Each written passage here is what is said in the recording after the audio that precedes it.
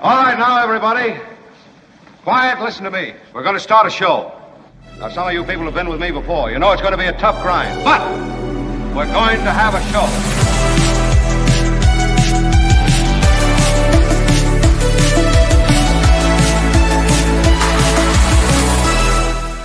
And welcome in. Oh, my God. The Friday recorded audience is my favorite recorded audience. So great to have everyone with us today. Mo Kelly joins us in hour two. We'll look at the week in politics, and there is a lot going on. Donald Trump, our president, my Lord and Savior, is back from Asia. He is taking a victory lap. It all went on a 10 scale. He says it's a 12, which is higher than a 10, which means it must have really gone well. I'll tell you why. That's all spin and total bullshit. But it is such a pleasure to have Albert back on the show. Albert, thank you. Albert took an extra day because his real job, the job that pays him benefits and big money, wanted to do some meeting or something. Isn't that what happened, Albert? You know, they sent to train me in Houston. I did get a recent promotion. So. You got a recent promotion, which is... What? I know. I can't believe it. Where's the recorded applause? He must have brought all right. There you go, money. He must have brought a sense of purpose and focus to that job that he doesn't bring here. But Albert, thank you. I do love having him back on the show. Kim is here. Kim, how are you? And Kim stepped up a bit while you were away, Albert. She's kind of, Kim can, I hate to talk about this in front of the whole family, but she can slide into sort of Slackerville kind of the way you have. This is incredible. I'm just saying, Kim, you do all that I am and all that I do. You show such great chops occasionally. Can you let him finish, sir? You mean Kim was pressing the buttons I was pressing yesterday, or I normally press yesterday, Yeah. so maybe it rubbed off. So I apologize, Kim. Yeah, it was really Thanks, your Penny. slackerness that she was. I blame you. Yeah, maybe it was my Take it fault. on Kim, says Penny. Yeah. Appreciate it.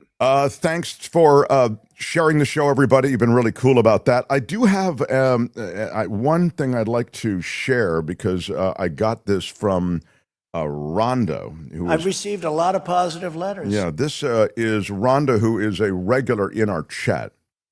I don't think she's watching right now based on this. But she said, here it is. Apparently, she left a super chat, and I blame Kim for this. What? Hey, my feelings are kind of hurt. You didn't read my super chat on October 23rd. Yeah. What? I only have Social Security, and I have a chronic illness, and I'm hurt. Oh. I said, I'm so sorry. If I didn't read it, then I didn't see it. I don't see any comments on the show unless they're presented to me generally because I'm speaking, extemporaneously for 2 hours. I can't read the chat and speak. Yeah. So I said, really, they're presented to me by Kim typically or Albert. I feel awful that we neglected your comment is what I said to Rhonda. And I'll share this and I will apologize to you now on behalf of all of us on the show. Sometimes that happens if someone sends a comment and it comes through late, like within the last minute of the show, and we're already off. And so we'll try to flash it on the screen or take a screenshot of it and show it the next day. I see. Just because sometimes that if it was toward the end of the show, maybe that's why.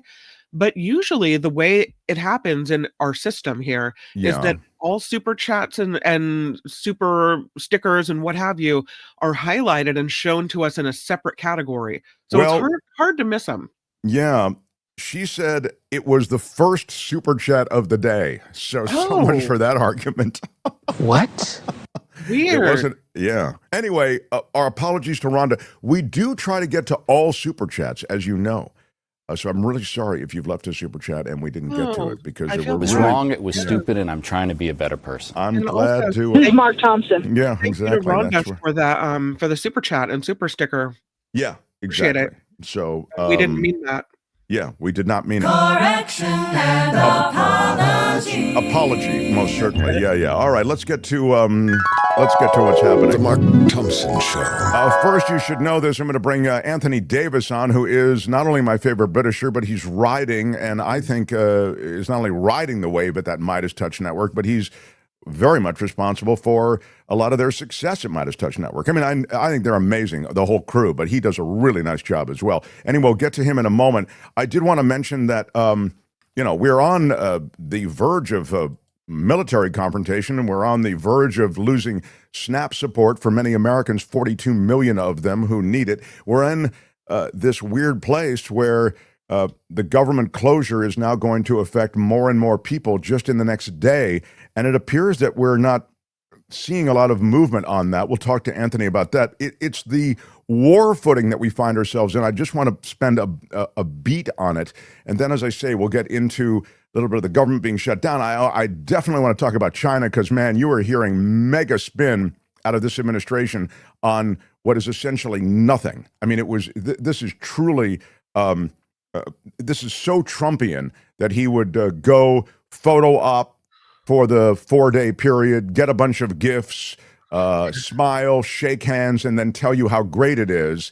And then when you actually look at the details that we have access to, it would appear that there's not a bit of greatness in it. In fact, Trump, desperate to kind of cobble back together the relationship that he had with China before he started smack-talking them and bitch-slapping every nation on earth and essentially leaning on them through this tariff policy, which has created all sorts of destruction for our economy, for sectors of our economy, from agriculture to importers of all kinds. And we'll get to that.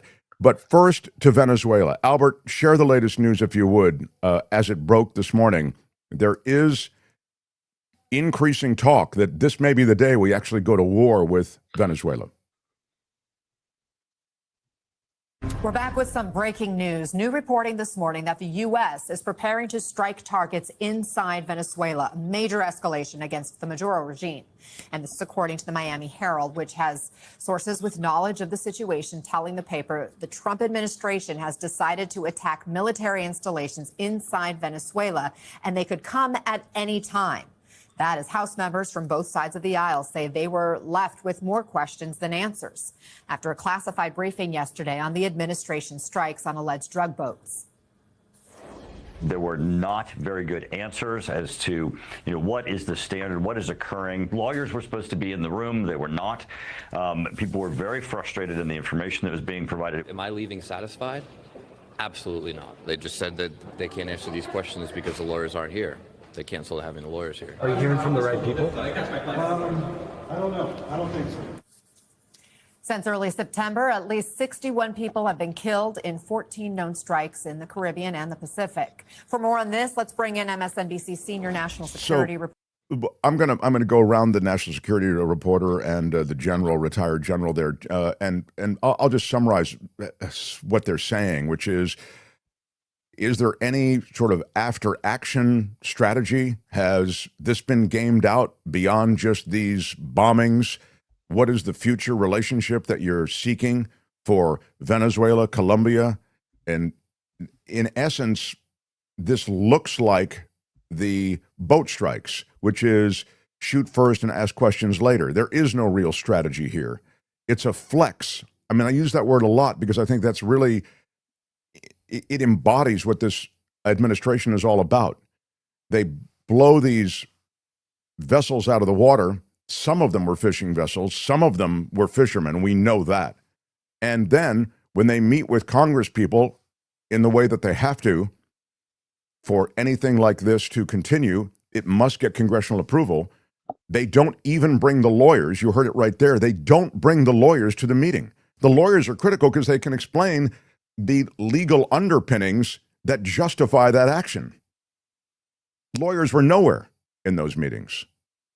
So I think as we're on the precipice of a real incursion into Venezuela, it looks like it's going to be bombings initially. I don't really know what their plan is, and I don't know if they know what their plan is.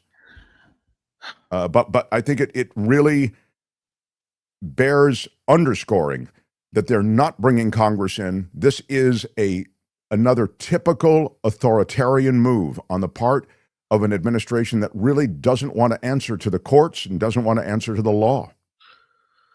I was just reading an article about the power of Venezuela's military, and it would not be evenly matched. I mean, we outnumber them in every way possible. Wouldn't even be a fair fight. That's why it was chosen as the victim. I mean, please, this is deliberate thing that Donald Trump is doing. This guy who wanted the Nobel Peace Prize. Yeah. He's kicking sand in the face of those on the planet that he knows he can get away with it. According to Newsweek, the United States has more than 13,000 aircraft. Venezuela has 229. Sure. I mean, it's not it's laughable. I know that's not the point of what you're trying to say, but like, if there were to be such a war between us, come on. Yeah. Anyway, that's the latest. I wanted to just mention it because I think that, it's a bully move, and bombing these boats is, A, it's illegal. B, it's not even the way you would actually interdict a drug trade. You would jump on board these boats or stop these boats in one way or another, and you'd make these arrests, and these people would be prosecuted. And they wouldn't face the death penalty. I mean, drug traffickers are not facing the death penalty in this country, and even in Venezuela. So these extrajudicial killings, they're serious and they're unjustifiable, and that's the reason no lawyers from this administration, none, attended the congressional briefing, which was all about the legal justification. They literally couldn't talk about anything because the lawyers weren't there. You heard the congressman say so. So, all right. The Mark Thompson Show. I yield to no one in my regard for this man. He speaks in the most eloquent way. He speaks our language, but he does it better than we do. I think there can be no accolade too great for the wonderful Anthony Davis from the Midas Touch Network. Hello, sir. Hello, Mark. Thank you for having me. Appreciate your always embarrassing introductions. That's what I'm here for. Yes, I heap it on. I heap the praise on my esteemed colleagues in this world, and I think you are someone who is deserving of that praise. So, thank you. I'll take it. I have a bunch of things I wanted to ask you about. First, because I'm coming off the Venezuela conversation, just give me a beat on that. It looks as though we're going to, at least according to reporting from the Miami Herald, do some strategic bombing in Venezuela. We've taken out these Fisher people. 61 people have been killed. I know that there's some Fisher people who've been killed. And by the way, Fisher people does sound weird. It's fishermen, of course, but it's I'm just trying to be politically correct. People of fish. People and maybe some narcotic traffickers along the way. I'm not saying that there weren't narcotic traffickers. Well, we don't know, do we? I mean, we don't know. This is the whole issue, is that we don't know, and they probably don't know either. So I tell you who does know, and that's the families of the Fisher people that have gone missing. Weirdly, I think it was the submarine that he bombed with one of these drone strikes where there were 2 people were left alive and they got sent back to Colombia and Venezuela.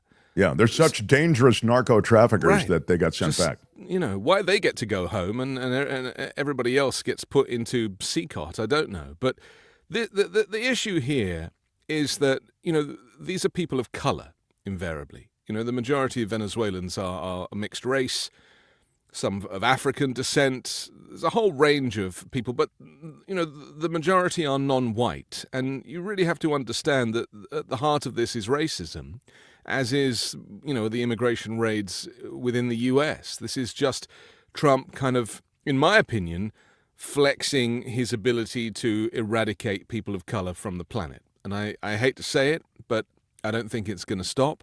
He actually, there was a report from Reuters this morning that said that they kind of asked him again, and he denied he was considering strikes inside Venezuela. And so that, and you are correct, because he contradicted his own comments from last week. So nobody really knows. But then again, yesterday I see a Truth Social post from him saying that he's going to test nuclear weapons because because Russia and China are testing their nuclear weapons. And I'm like, where's he getting his information, Mark? I mean, Russia and China haven't tested nuclear weapons in forever. Since the 90s.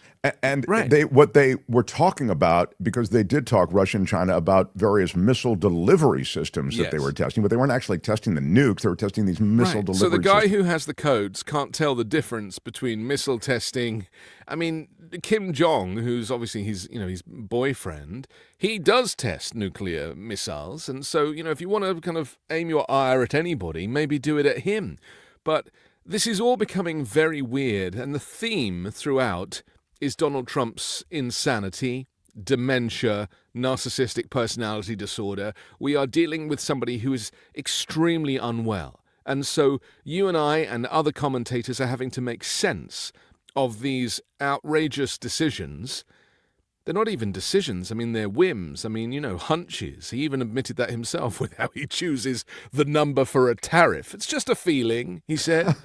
And so, this is my concern, is that if he's now conflating kind of nuclear arsenals and, the indiscriminate killings, to coin a phrase used by Rand Paul, of people in boats, I mean, gone are the days where you would stop a boat, you would arrest the people, detain them, question them, give them a court hearing, and then imprison them if they were guilty. You just kill them. And he said in the Oval Office, well, yeah, we're just going to kill him. Dead. Yeah, it was the oddest kind of like throwback to some 1950s Western kind of sheriff. Right. There's, I think, we know political philosophy underpinning a lot of this, apart from what you said, sort of these broad senses of a 1960s vision of the world. Yeah. And it's interesting, too, that beyond that, in our country, there is the mayor of Chicago pleading with the Department of Homeland Security head, Kristi Noem, not to send ICE agents in for Halloween trick-or-treaters, not to use tear gas against Halloween trick-or-treaters, really saying, please give Chicago a break from this, at least so we can do the trick-or-treating, a holiday that kids look forward to and is handled peacefully in Chicago. Let's do it without your ICE agents informing the kind of anxiety that's running through all these communities. Well, it was a flex for her to say, no, of course we're not going to stop. That, and we have to remember that, 50% of the stuff that they say is not what they do. And she's traveling around with a film crew, and ICE are traveling around with film crews. I mean, a lot of this is producing propaganda so that they can, give the impression that this movement is much larger than it is. We have to remember that, for the shift that we're about to see, that is more worrying than anything for me, is the combining of Border Patrol with ICE. Because, ICE traditionally have worked inland, Border Patrol have been at the border. And by moving this management around and changing the way that the authority kicks in, it's going to make things far, far worse. And I'm really very worried about that going forward. Well, it was deliberate. She's a cosplay distraction, isn't she? Exactly. I mean, she likes to dress up in camo and, bulletproof vests and hold an assault style rifle and pose for pictures. That's exactly right. She could be a model as opposed to somebody who's an administrator for what she really does day to day. But the demand is for more in the way of arrests, more in the way of detentions, more in the way of deportations. I mean, they want really to ramp this stuff up. And that's the reason that they're making this management shakeup to which you've referred. Yeah. But we have, a word that is not used in any of the coverage that we see in the corporate mainstream media is racism. That is what underpins all of this. These are just racist moves because of the Great Replacement theory and this conspiracy that the white man will not kind of continue to be the majority in America and clearly in the rest of the world. And so they've now capped the number of people that can seek asylum at 7,500. Under Joe Biden, it was 125,000. And most of those slots are going to get filled by white South African farmers. So we are looking at a fundamental change, turning America into a whites only. I mean, you remember the signs from, the pre-civil rights, the whites only signs. That's the sign that is hanging outside of USA PLC or Inc. now. And it's very unnerving. And I say this as a white man, but I am married to a black American, and we talk about it all the time. And anybody who is a person of color is having a completely different experience of this period of American political history than others, and we have to really listen to that and how it feels. Well, speaking of political and cultural history, I mean, the history is being dry cleaned of all of these civil rights heroes.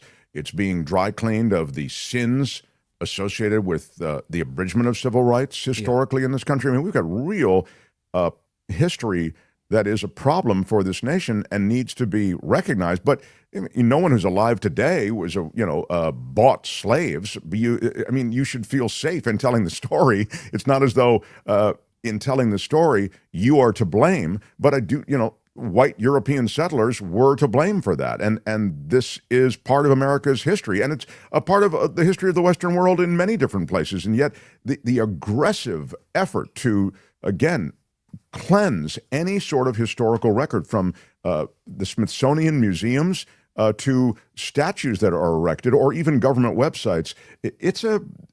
It buttresses essentially what you're saying. I mean, it backs up this desire to really tell just one story of America, and it's a righteous one, and it's always been a righteous cause, that of white Americans. And what you're describing is textbook authoritarianism. This process of taking over the media and the branding it the enemy of the people, and then, taking the Kennedy Center and getting rid of any diverse programming and just putting in, I don't know what Republicans can bring to that, because you may have noticed that the kind of MAGA Republicans and that kind of white Christian nationalist movement, they have no kind of cultural interests. So they can't do entertainment. They can't do art. It doesn't happen. All that stuff happens in kind of the liberal arts. So I don't know what they have for us in store when they say they're changing the programming. We'll just have to listen to kind of Lee Greenwood sing his theme tune over and over again. So there's that, but we have to keep talking about racism, because undocumented immigrants, that is not about numbers. I mean, my sister-in-law just flew across America, and we were, from across the coast to coast, and we were talking about looking out the window and how beautiful it is. And for 6 hours, you basically look at nothing. And yet all we hear is, there's no room, there's no room, there's no room. It's like, if you let immigrants in, they will build. They will grow these cities. They will build your hospitals and your infrastructure. So, with one breath, you got Trump cancelling all the infrastructure projects, and in the next breath saying, well, there's no room for all these people. It is just pure racism. And my worry is that this is kind of it now. This is it. We have to get used to this. My fear is that they've infiltrated the voting systems to a point that we won't be able to get rid of this movement anytime soon. One of Trump's friends has bought Dominion voting systems, which is responsible for 50% of all voting in the United States. So they will stop at nothing. It really is a kind of evil cabal to get rid of progressive thinking, liberalism, people of color, minorities, LGBTQ+.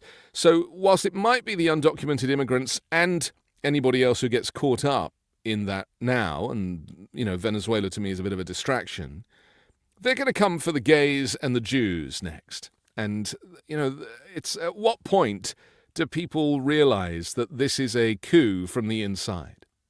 Yeah, I mean, that's so well described, because that's the way this appears to be gamed out. And I think your notion about elections is the same as mine. It's a grim one, but this is a ruthless group. And when you look back at what he did to try to retain power the last time, and that's without all of these instruments in place to do it, this time it'll be a lot easier. And when I say him, because a lot of people say, well, he's not going to survive this term, even his health problems, etc., it won't be him maybe then. It will be them. It will be the MAGA movement as embodied by fill in the blank, J.D. Vance or, rising stars in the movement, whomever. The idea somehow that they're going to give up power because of an election in which they were voted out. That's laughable to me. Yeah, and he said this out loud in November 2024, just before the election. He said, my biggest regret was leaving the White House. I never should have left. We were doing so well, he said.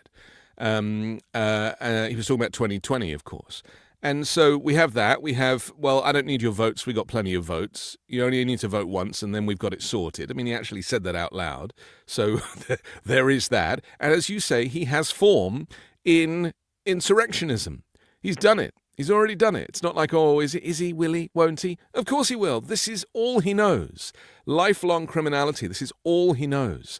So I just think people need to wake the hell up. And, we are banging the drum, and we are trying in independent media as to make as much noise as possible. But understand this, that the major networks, the CBS, NBC, ABC networks, their lips are sealed. They're not able to speak as freely as I am or you are. They just can't do it. And so, and most people don't even watch the news or engage with the news. So I was driving around the other day, and I was looking at this young couple. They were sitting outside a ice cream parlor, and they were having their ice creams, licky licky. And they were laughing and joking, and I was listening to a podcast about Trump and the fall of, the fall of the West. And I was looking at them. They couldn't have been more than 17 or 18, and they looked so sweet and so happy and so innocent. And I thought, I think they have absolutely no idea, whilst they're licking those ice creams, what is happening to their own country and what future do they have without the vote, without a democracy, without diversity, without people coming in. I mean, you get rid of the H-1B visa, which they've effectively done by pricing it out. The smarts from around the world, bringing these great brains in and using them to represent America. So there's going to be this kind of intelligence desert in the U.S. where there just isn't the what we used to celebrate. America was just first and great at stuff. Trump has now ceded all of that to China. And so we're going to get left behind, not least with green energy and all of the things that China is investing in. Trump lies. He says, they make windmills, but they don't use them. It's just a lie. China is the largest producer of wind turbines, not a windmill. Those are in Amsterdam. And the wind turbines they use to generate energy more than any other country in the world. He just literally lies about it, in the same way that he thinks that the US has got more nukes than Russia. I don't know where he's getting his information from. I mean, there is a theory that the people in his orbit just say anything to him to make him feel good that day and work hour to hour. Well, I think he says something and then they just say right on. Right. Mr. He's President. never heard the word no. Yeah, he's never heard the word no. And just to your point about China, of course, you're right. They are the biggest polluters. We're number 2, but they also are the biggest in terms of building sustainable green energy in the world. They clearly understand and are making that pivot. And just because we're talking about China, it is indeed the case that these chaotic, ridiculous, impulsive tariff policies that Trump has imposed, that to fly in the face of any basic economics, any kind of sound policy that would be developed in terms of international trade, they have driven most countries on earth closer to China. Yeah. Our allies, our trading partners, they're all now closer to China than they were when Trump came into power, because America's not viewed as a reliable partner. And we would always talk about China, but we would separate its human rights atrocities and abuses. America now is pretty much on par with China when it comes to, abductions in the streets and putting people into these unsavory holding cells. And over 1,000 people from Alligator Alcatraz seem to have just gone missing. I mean, at what point do we acknowledge that China is leading the world? And the fact that Trump fell out with India, India was really the great developing nation. It was going to be one of the biggest customers of the United States. And now he's kind of fallen out with him over, not just over tariffs, but a whole bunch of things. And now he found excuses to go. Yeah, he found excuses to fall out of love with India. That was bizarre. We've seen Narendra Modi now hanging out with Xi Jinping and Vladimir Putin. And so, again, the world order has shifted. The Earth has shunted on its axis all thanks to the naivety and stupidity of one orange felon. I think the naivety and stupidity are really good words to describe his worldview, because it is just that. And India, this emerging superpower, then joins the other superpowers that are supposedly her adversaries, China and Russia. Makes no sense.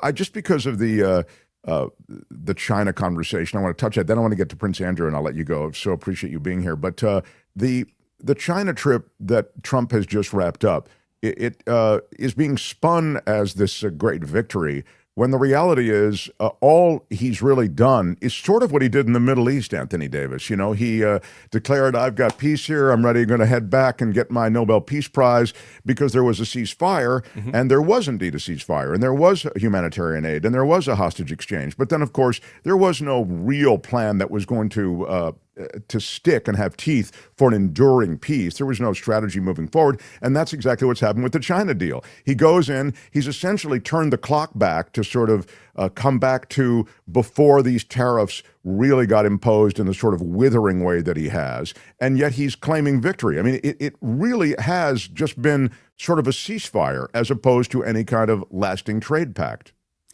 Well, so there's two things here, isn't there? But the theme with both of them, Gaza and China, is that if it ain't broke, don't fix it when it comes to China. I mean, the deal that Biden had with China was better than the one that Trump has now renegotiated after having broken it.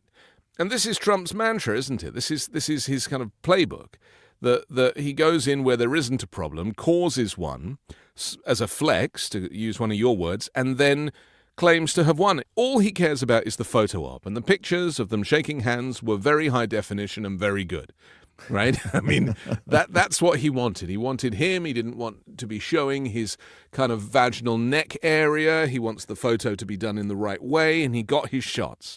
And that's all he cares about. And it was the same with Benjamin Netanyahu. It was the same in Gaza.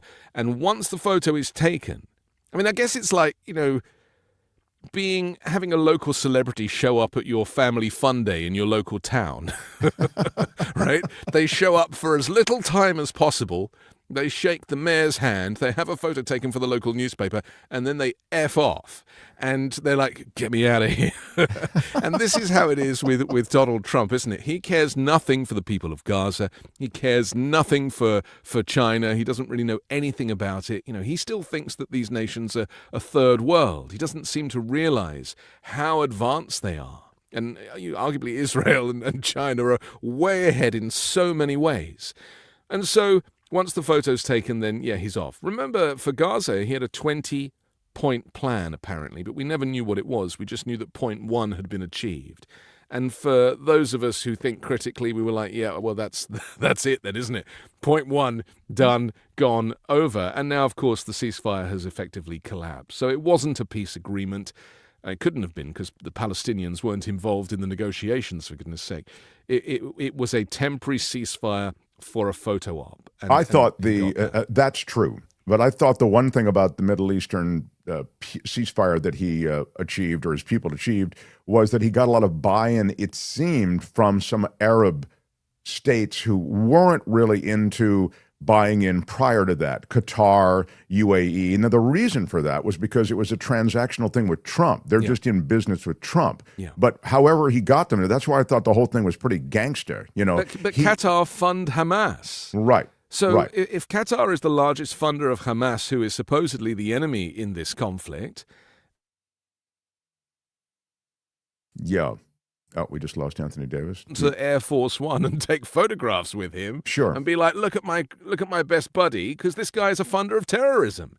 The contradiction, the hypocrisy. Yeah. It's all there. I mean, the one thing I'll say, I don't want to get too much in the weeds, but I thought the fact that Qatar does fund Hamas, does house Hamas leadership there in Qatar, I thought that made them, if you will, good candidates to be participants in this, because they could pressure Hamas to and actually cut off the money supply. Yeah, right. But exactly. what happened to we don't negotiate with terrorists? Right. There's that, and also, well, there are terrorists on all sides, and there's corruption on all sides, which is kind of why I thought Trump was good for the job, because he's as corrupt as any of them.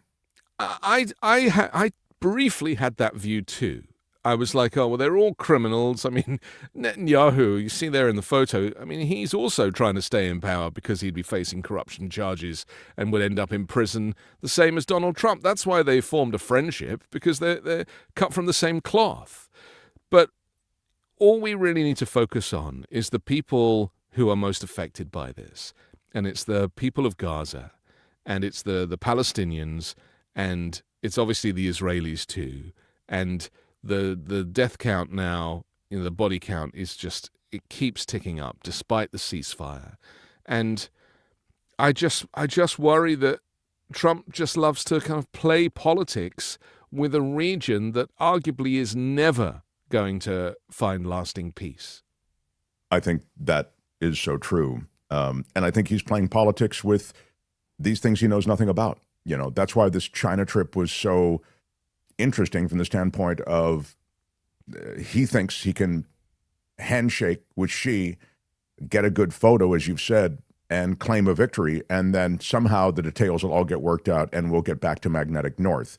The reality is China can eat our lunch because they actually do the homework about trade, and this whole tariff thing that he has is counterproductive, and it's driven the world to be closer to China. It's hurt the American economy and will continue to hurt the American economy. And now he faces a crisis at home because they're cutting off SNAP beginning tomorrow, the food stamp programs. 42 million people depend on those programs. And he now is urging, Trump is, to end the filibuster and ironically, use what they call the nuclear option so that they can just reopen the government. Yeah. And now you have the GOP pushing back on that and saying that's a no deal. It's so he has the water's rising at home as well, I guess is what I'm saying. Well, let's be clear about the SNAP benefits. I don't believe the government will reopen, potentially ever, under this administration. It's not in their interests. What they might do is find private money, as they have done for the military, $130 million donation from one of his wealthy benefactors. But that doesn't pay anything to anybody virtually. It's like $100 per personnel, isn't it? Exactly. But he definitely wants the air traffic controllers back at work. And as of this week, they are unpaid. Because obviously he wants to fly his jet and his friends want to fly their jets. And so that's something that they might make an adjustment. But there's talk now that a federal judge could come in and rule that Congress has to apportion these funds. There's $5 billion sitting in a safe, for these moments. They supposedly they've walled that off, but here is a word from the chat. A judge has ordered the government to continue SNAP benefits with the emergency money. It just happened this morning, says Sal the Shoemaker. Kim may have more on that. Yeah. But the very judgment from the courts that you talk about has been handed down. So that puts the administration in kind of a tough spot also. Well, the courts are still just about functioning. Most branches of government now have fallen to the regime.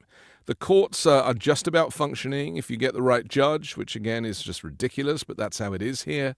And the Supreme Court is not really functioning, as we know, and we'll discover that more and more with these cases that they're hearing. We'll probably see the end of interracial marriage and gay marriage, certainly, and, that's going to get very, very messy too.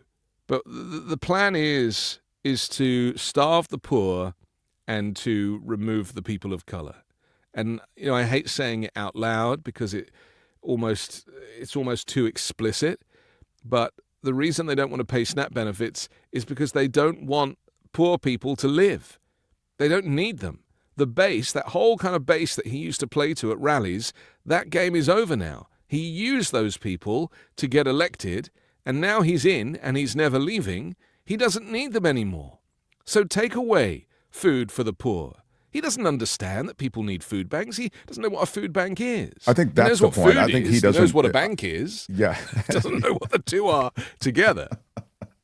I think he doesn't really care about these things. But I think on some level, when he is saying use the nuclear option to reopen government, I do believe he'd like to see. I think he believes he's paying a political price. And a price in terms of his popularity for the government being closed. In other words, and there's polling to back this up, the GOP is being blamed more for this government shutdown than are the Democrats. Right. But So that flies a bit in the face of what you're saying, which is, hey, we just want to starve those people. We don't care. I mean, I accept that they don't care on some level, but that might be a bit of an extreme at this point. Would you think Mike Johnson, who claims to be a Christian, cares about people getting their SNAP benefits? No, of I don't course think he he doesn't. cares. No. And he's the Speaker of the House. Admittedly, he's a marionette puppet, but I think they care politically, Anthony. I guess that's what I'm trying to say. They don't care about the people. They care about the politics. They care about that either. You only have to worry about the politics of it if you plan on giving people a referendum on your future. And I honestly, I'm not saying there won't be elections. Of course there will. But this is what Putin does. He gives people elections and he keeps winning. Surprise, sure. Surprise. The fact that they're holding elections means nothing. They hold elections in all these authoritarian places. Yeah. So that is the plan. And don't think that they're not good at this stuff. The Republicans have outmaneuvered Democrats in every single stage of this coup. And still we hear nothing from Democrats. And yes, we have some nice rumblings. We have Zoran Mamdani in New York. We have Gavin Newsom doing his thing and pushing back on social media and elsewhere. I think Pritzker is strong too, just in that conversation. We have Bernie and AOC getting record crowds. But, these are kind of isolated skirmishes of progressive thinking. There isn't a kind of joined-up movement. And what I keep advocating for is the Avengers. I don't know if you're a fan of the Marvel movies, but I would like to see Avengers assemble. And these people are going to be the governors of democratic states and the mayors, if they choose. And they form a diverse movement of people who can be photographed, because there's got to be a photo shoot. If we want to play Trump at his own game, they got to stand in a beautiful shiny floor studio, and they've got to stand with their arms folded and look at the camera and let people know that there are a dozen governors who have come together who are going to take on this regime. And we don't have to wait for an election cycle. We don't have to wait for Kamala Harris to decide, will she, won't she, will she, won't she. We need to have the Avengers assemble now and give people some hope, because there is a vacuum in leadership and people are hurting. And from tomorrow, people will not be eating. And this is very serious. Yeah, and I think you're right to remind us that in this media landscape, photo ops, media presence, presentation, these are all things that are important. They're all critical to messaging. Yeah. Talk about Chuck Schumer not being a good messenger. What really are people saying? He doesn't come across well. He doesn't come across with strength. He doesn't come across with passion, emotion, with the kind of fervor you need to lead a movement.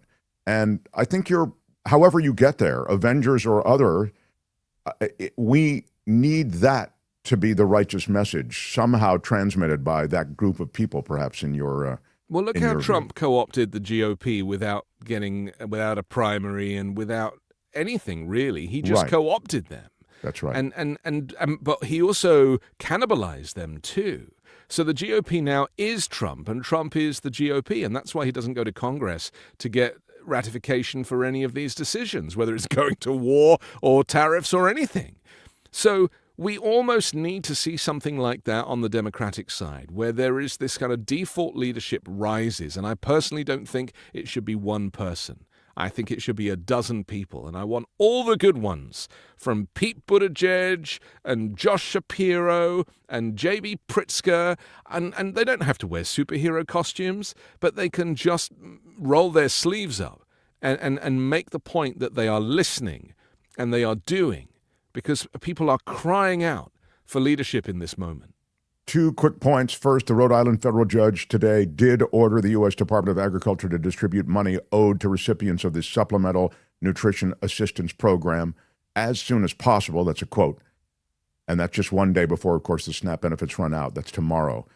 Judge John McConnell's ruling from the bench came shortly after another federal judge in a separate case said that the Trump administration's plan not to pay out SNAP benefits beginning tomorrow was unlawful, but stopped short of ordering the Trump administration to disperse the funds. So this judge is ordering them to disperse the funds, but the administration can appeal that. And so you end up with take it to the Supreme Court. Sure. I mean, this is all Trump wants. He's like, anything that comes his way, he fires it up the chain, and his buddies will deal with that on his behalf. Now, I will be remiss and chased off of my own show if I don't ask you about King Charles and his removal of Prince Andrew's titles. Yes. And the ejection of Prince Andrew from the Royal Lodge.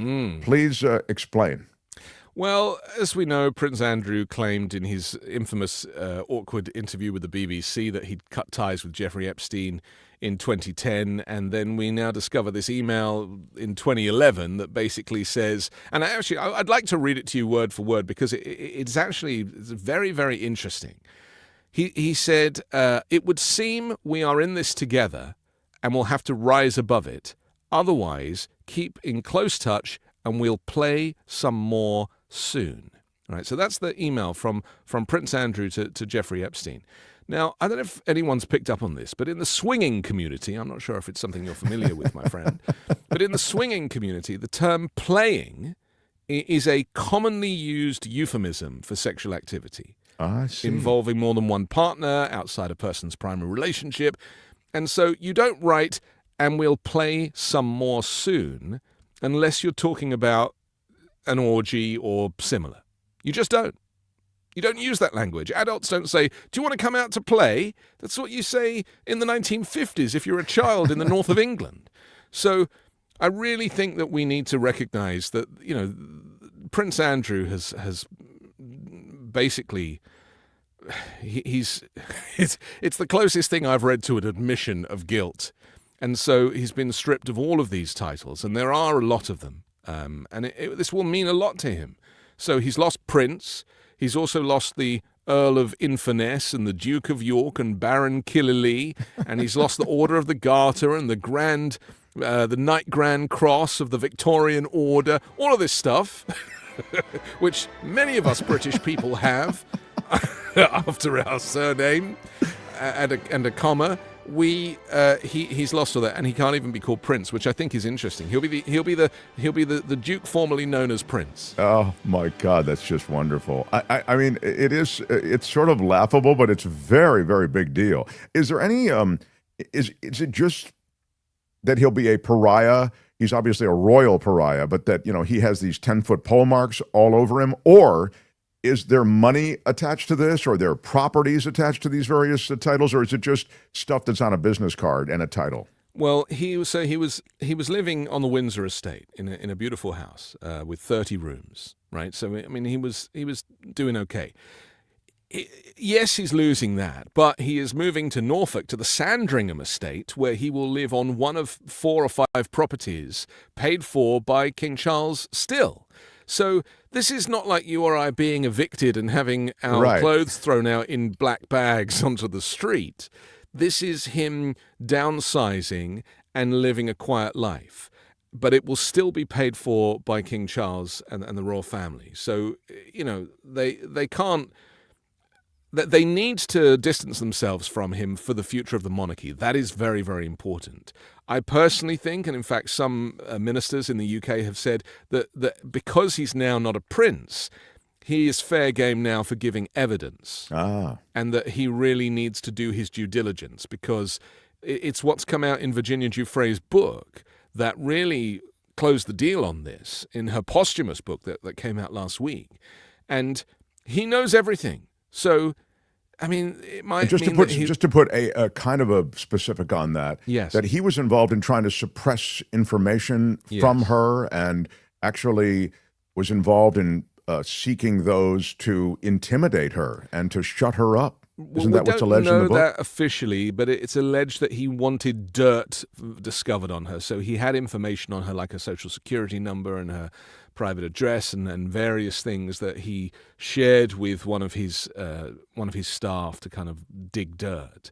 So yeah, look, he needs to answer questions, and he just needs to stop lying, basically, because that's really been the curse here. I mean, do you remember that line in the interview where he was like, well, that can't be true because I don't sweat. And it's like, okay, we're all going to believe that line, because she described him as kind of being on her and sweating on her. And he was like, well, I was in the Falklands, and, you know, trauma means that I don't sweat. And I was just like, man, really? Think of the ego I mean, look, he's been born into privilege, so it's difficult for him in the same way that Trump doesn't know, food from bank. But Sure. the idea that just because he says that he doesn't sweat, he needs a billion people to believe him and thinks that he can get away with that is proof to me of the measure of these types. We are not, as humans, we are not designed to be born into such great wealth and fame. It's very unhealthy for the psyche.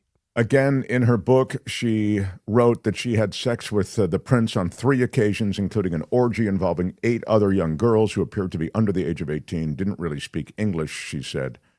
And he reached a legal settlement with Giuffre, undisclosed amount, in 2022 after she filed a civil case against him. And it's a victory, again, a posthumous victory, I suppose, for her, as he's giving up these titles and then a lot of the privileges that go with them. But I mean, humiliating. he was universally hated by the people who worked for him. And I watched an interview, I think it was on Australian 60 Minutes, which seems to be the last bastion for journalism left in the world. Funny about and they were asking one of his close protection officers, former close protection officers, about him. And the word that they use, which I can't say on your show, that the word that they used to refer to the former Prince Andrew was the worst word in the swearing dictionary. That was the name they had for Prince Andrew. Wow. Yeah. Even the Secret Service doesn't use that when they hate a president. They don't develop that harsh a code name. Yeah. I so appreciate you stopping through and hitting a bunch of different things with us. Love your stuff on Midas Touch. What do you want people to visit first? You have several different offerings, including a Substack. Yeah, well, I'm trying the Substack. It's quite new for me. In fact, I'm coming up on my anniversary because I started it on Thanksgiving last year. The first post was called Giving Thanks. And the idea with the Substack is I try and write a little more personally, and I've started posting videos there as well of me walking around outside in the contemplation garden. Look, there it is. That's the garden. Because, you're so used to kind of being in the news space or me being in this kind of quarantine box. And so to step outside, there's a little bird song, and we just chew the fat together. So that's quite nice. So yes, please, The Anthony Davis is the Substack, and I'd be thrilled if you would join that and subscribe. Absolutely. It really should be joined by all. And we look forward to our next visit with you. You continue to be my favorite Britisher. You retain all titles, and you always shall retain them. Yours is a righteous mission, sir. On your feet, everybody, on the Mark Thompson Show for the great Anthony Davis. Thank you, sir. Thank you. Wow. The Mark Thompson Show. I'm excited about that conversation, which will drop as a separate conversation that you will be able to access and share with your friends when Albert drops it later today. Anthony Davis is our favorite reporter, says Underdog. He's pretty terrific. Thank you, Anthony. Thank you, Mark, says Ron Sharon. I like it when I'm included. Let's not let a guest completely eclipse the host. Thank you, Anthony, says Dillette. Thank you, Anthony, says Francine. Bye-bye, Anthony, says Vilma. I'm picking up on a theme here. Anthony's shows with Ron Filipowski and his interviews are top shelf. I agree. I like that he makes time to stop through. Means a lot. So, meantime, we've had a chance to digest a few of your super chats and super stickers. We're a live show. We start a few minutes after 2 o'clock in the East. We go till a little after 4 on the East Coast. Shout out to the East Coast. We are in the USA. We like to be in the country that we observe most closely. We're big in Australia, though. Did you know that? We are present. We do have a presence in Australia. You're right about that. Yeah. I love our friends in Australia. I love our friends everywhere. Yeah, I know. It seems incredible. But we turn our political and news journalistic microscope on our home country, which is the US of A, as it is dismantled. So we like to keep an eye on things here in in the USA. Thompson, party of 4. Yeah, so let me quickly get to comments. Candace Wertman, first of all, thank you for a $20 super sticker. Big shout out to you. Big shout out. Thanks, and Candace. thank you so much. Thank you so much. Candace is an OG of this show. Hi, Mark. From Chaplain Fred. I did mention your name to Chief McDonnell in Los Angeles, and he laughed and said that you are one of the good guys. I don't know what he meant by that. By good guy, he says, but I don't know what he means either. But I think that's better than, yeah, I've got all my men turned out to try to find him. He's a very, he's the, you know, without getting a big thing, but police chief in Los Angeles, it's a big part of the political puzzle, and especially now when you've got the president of the United States sweating LA and California in so many ways, and I think he navigates the politics of that job so well. And he's been in law enforcement he's a real cop. You know, he's not just some pencil pusher. Vivian Alshawa with a $10 super sticker. Come on, it's a big Friday finish. We are a crowd-funded show. I embrace and celebrate your support of this show. Delette Siegelman Jackson, who may be the greatest consumer of marked merch on the planet. My sweet pup Harper is 8 years old today. Since she is a long-haired dachshund, she is a Halloweener. I get it. Big shout out. Thank you, Delette. And thank you for all the ways you support our show. I'm wearing the Born to Peacefully Protest shirt I like today. it. Looks Yeah, good.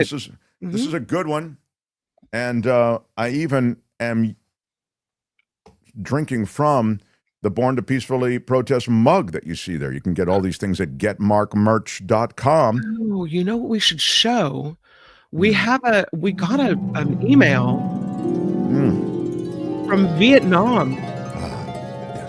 Sorry, I was just enjoying some Coachella Valley coffee in one of those mugs. Yeah. So what do you want to show? Karen from Vietnam. I think I sent Albert the message. She sent us a picture. Wow. Look at there she is with her love it. Peacefully Resisting shirt all the way in Vietnam. She went on a hike, a trek through the Sapa region of northern Vietnam. She's wearing a peacefully resisting t-shirt. Yeah. Anyway, love it. I thought it was worth showing. Thank you for thank you for pointing that out, Kim, because that would have slipped through the cracks. Peacefully Resist is the mug. Also, we have it on a bunch of different t-shirts. They're long sleeve t-shirts coming. We think it's a good message for the time. There are other good messages there. Knock around on the website, getmarkmerch.com. I like Project 1984.5 because I feel we are living in Orwellian times, a time when the government tells you everything's fine, the economy's fine. The Bureau of Labor Statistics head is fired because the statistics don't match the narrative. Pete Hegseth tells you that they are all narco traffickers that are taken out over the waters of Venezuela, and you just have to believe what the government says. And they tell you most recently that the China deal was a 12 on a 10 scale, amazing trade deal, when the reality is something very different. So Project 1984.5, where the big brother government tells you the reality that you need to espouse, digest, and live, even though you know the reality is different. I really like what's implied and included in that message. Project 1984.5, we've got the mugs, we've got the shirts. We also have all these different shirts. Born to Peacefully Resist. I love the earth on there with the green. So really, really cool. Anyway, on the last thing before I get to Mo Kelly, on the Rhonda missed super chat, and I blame Kim for that, of course. I blame you. Because so wrong. It came in, was apparently the first super chat of the day, and it was never presented to me. And of course, Rhonda's angry at me when she sends that email. She's not happy. I've received a lot of positive letters. West said, I've had that happen too, Rhonda. If you send the chat too early, it seems to get missed. Would you like to address this, Kim? It sounds like a systemic issue rather than a personnel issue. I blame you. All right. It's a systemic issue, Wes. Yeah. It's systemic. Hypothetically, if there were a cruise ship with a dozen drug traffickers, should we take it out? And so long to everyone else on board? Hashtag deadly clown show, says Luis with 5. Yeah, the policy associated with this drug interdiction is absurd, and it's ruthless, it's wrong, and it's not legal, which is why no lawyers attended the congressional briefing, even though it was all about the legal justification for these, what turned out to be extrajudicial killings. There is no judicial process underpinning any of it. With our eyes rise with a $10 super chat, Mark, peaceful resistance is key.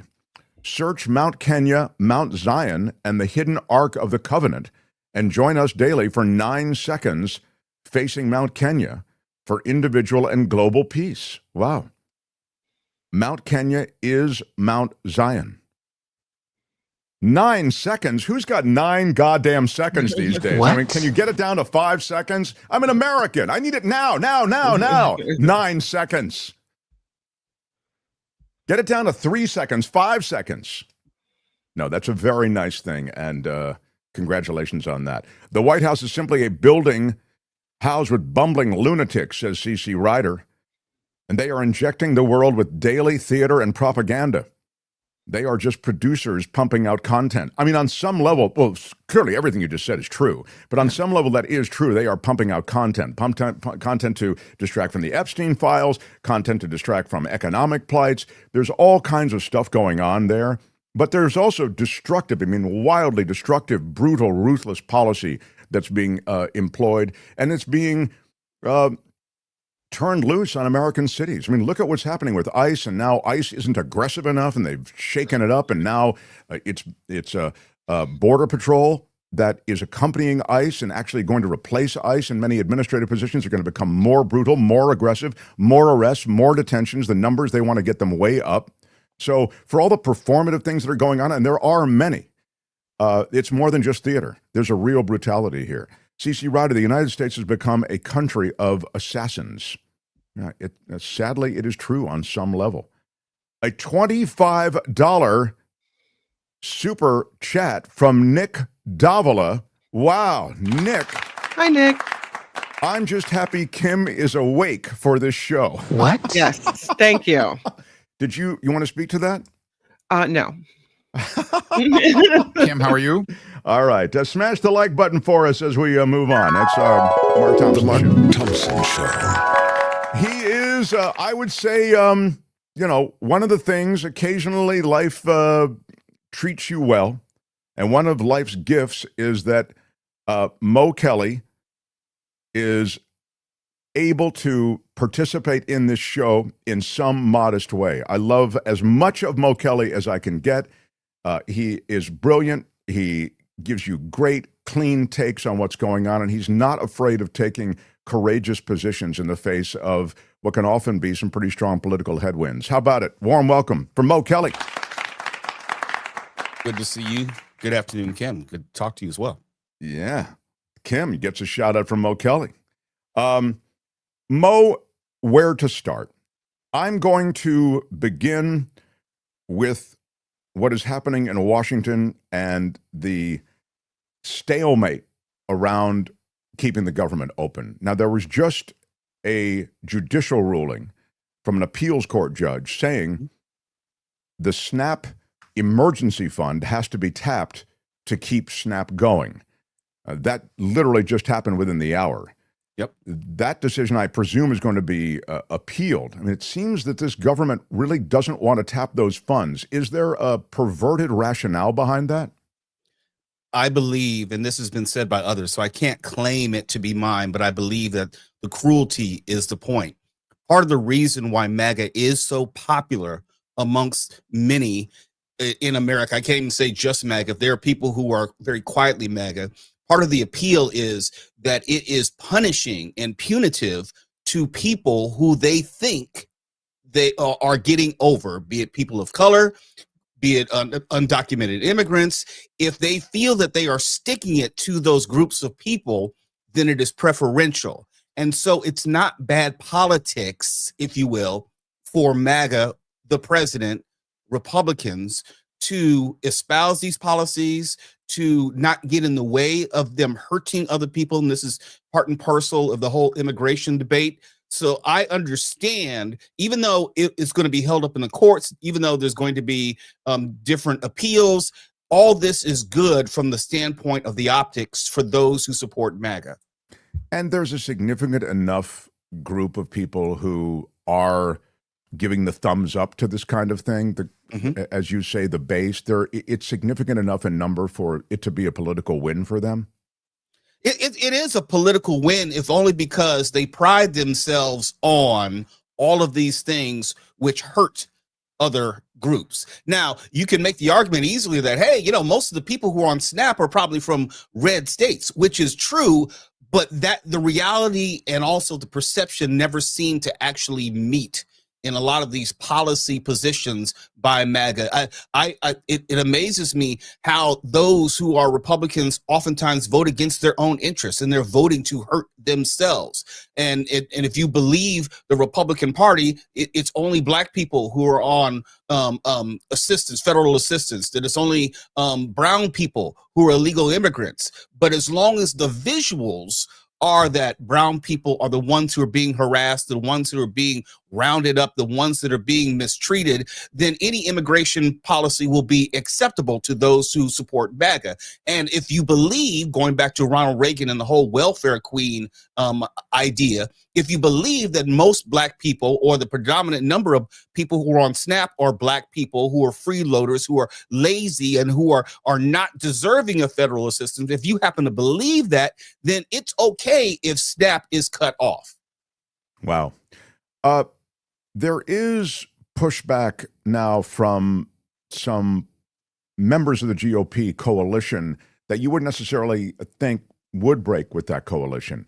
Albert, do you have the wrap package from this morning on the stalemate in Washington? And then I'll give you a little of Marjorie Taylor Greene if she's not included in this package, because she is pretty high profile now and saying, hey, use the nuclear option. Let's get rid of the filibuster. And Trump is saying the same thing. Here's a little bit from this morning. Go ahead. Michael, President Trump is now calling for a major change in how the Senate operates. He issued a series of statements on social media overnight. He called the Democrats, quote, stone cold crazy, and is calling on the Senate to eliminate the filibuster. This would be a change that would allow Republicans to pass spending bills without a single Democratic vote. The president in his statement said this was the nuclear option, and politically it sure is. Republicans have long opposed eliminating the filibuster. In fact, just recently, Senator John Thune, he's the Republican leader in the Senate, said eliminating the filibuster, quote, we should avoid that at all costs. But Michael, of course, you should never underestimate the ability of Donald Trump to get Republicans in Congress to do exactly what he wants them to do. Yeah, they are pushing back on him, Mo Kelly, but you're seeing more and more high-profile GOP members of Congress. In this case, you know, she's in the House, but she's got a pretty big sort of social media following and a gaggle of reporters because she says a lot of crazy crap. Marjorie Taylor Greene pushing them as well. Here she is talking about this. I see the shutdown completely different from maybe my party leadership.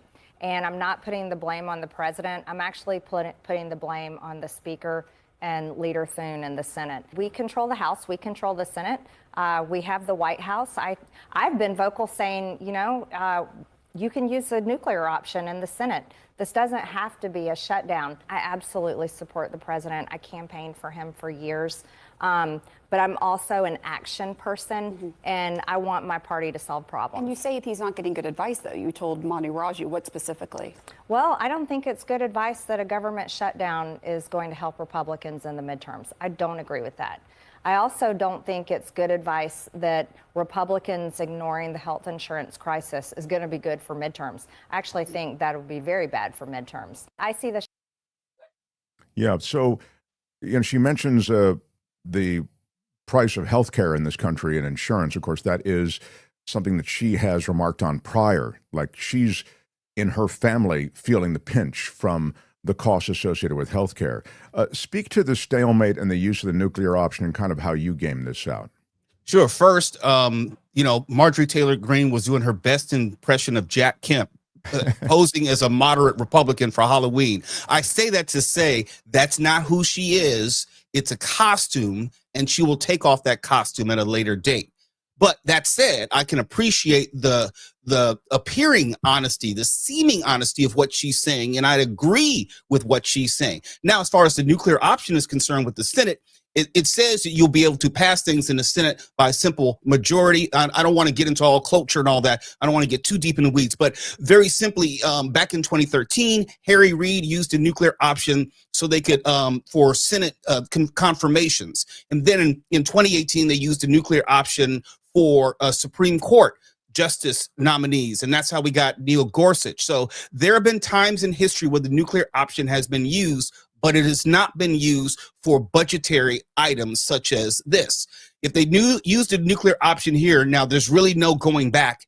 And then you will find that the Republicans, at least until the end of this term, congressional term, will be able to put through anything they want on a senatorial level. Now, that's good in the short term, but the concern is, as far as the nuclear option, well, there's an election coming, the midterms are coming, and historically, Democrats have had control of the Senate more often than Republicans. And the Republicans are saying, let's not be too short-sighted here. We may get what we want right now in the short term, but come 2026 or 2028, it may be the exact reverse. And given the partisanship, if the Democrats should get the Oval Office and should get control of the Senate, that's going to be holy hell for Republicans. You know, Michael Schur is out this week, and he normally would join you here, and he's kind of big on predictions. So I'm going to foist a question onto you that I might actually would normally toss to Schur's way. And that is, as you game this out, do you have any sense, are you even ready to predict how long this is going to go on? And when does the government reopen, Mo Kelly? Look, I don't want to be a defeatist, but I don't see the government reopening prior to the Christmas holidays. And even then it might be iffy, if only because Speaker Mike Johnson has given no indication that he's even going to call the House Republicans back. And the Senate, with the exception of the nuclear option, is nowhere close to 60 votes, and they're not negotiating. So there's nothing on the table for anyone to even consider. So I don't want to be defeatist, but if this went into the calendar new year, I would not be surprised. Wow. And so it's a flaw in the governmental machine that so many people can be compelled to work. Air traffic controllers, the highest profile perhaps, some TSA agents, and there are a bunch of park police, like reinforcing sort of the skeletal crew around national parks, et cetera. And so on. I mean, there are people working at the IRS. They're kind of, again, these are skeleton crews everywhere. None of them are getting checks.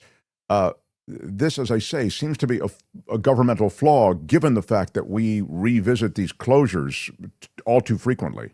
Can you imagine the holiday season with not enough air traffic controllers? That's what we actually have to ponder. There is a real serious concern and danger to everyday Americans like you and me if this shutdown should go into the holidays. And let's not forget, the Republicans, if you believe their messaging, and if they believe their own messaging, they believe they're winning the shutdown. So if that's true, then there's no real serious reason to come to the table and negotiate in good faith. And the Democrats are not going to be seen as the ones who caved once again. And we know Leader Schumer is not going to cave once again because he's fighting for his own political life. And he'll probably have some sort of primary opponent, maybe AOC, someone else. But there is no reason for either side to rush to the table and find some sort of solution. And I say this with all respect to Minority Leader Hakeem Jeffries.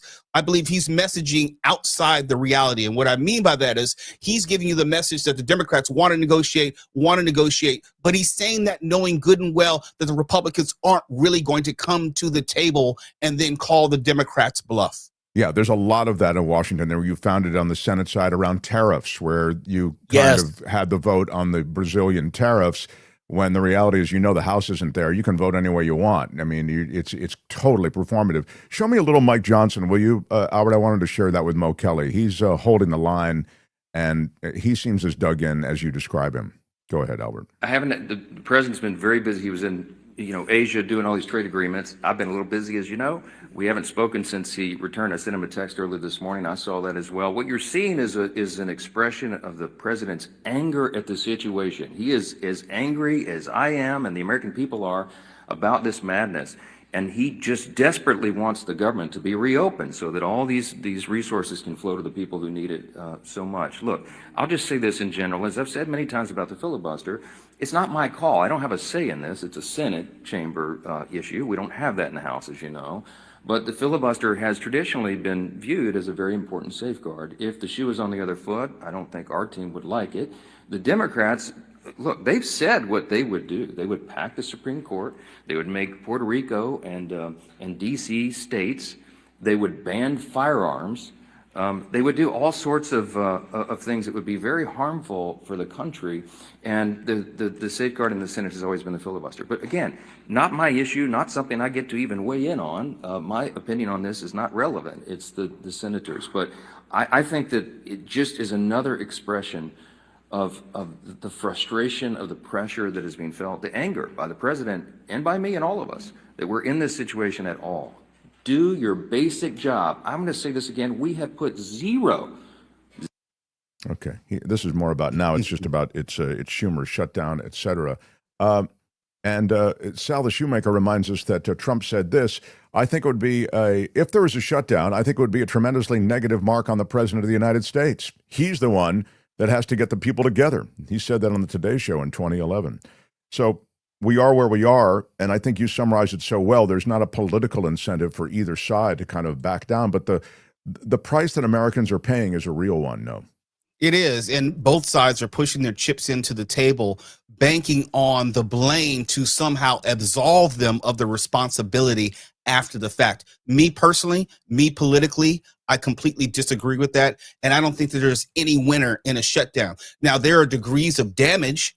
I believe that the Democrats may be damaged less coming out of the shutdown, but under no circumstances would I would say that it's a good look for what the Democrats are doing. And I have to remind people, I'm an independent. I'm just calling balls and strikes. I'm not rooting for a side here, but I'm aware of the consequences of what this shutdown is going to mean for you and for me and for everyone else. And if the country should open up a week from now, 2 weeks from now, I'm not going to run around and say, hey, congratulations, Democrats. I'm not going to say that because I know that people are being harmed right now in this moment. People are suffering financially, and that's saying nothing of what the opening of the country would mean in the sense of health care and other policies. We don't know beyond opening the country what that's going to look like.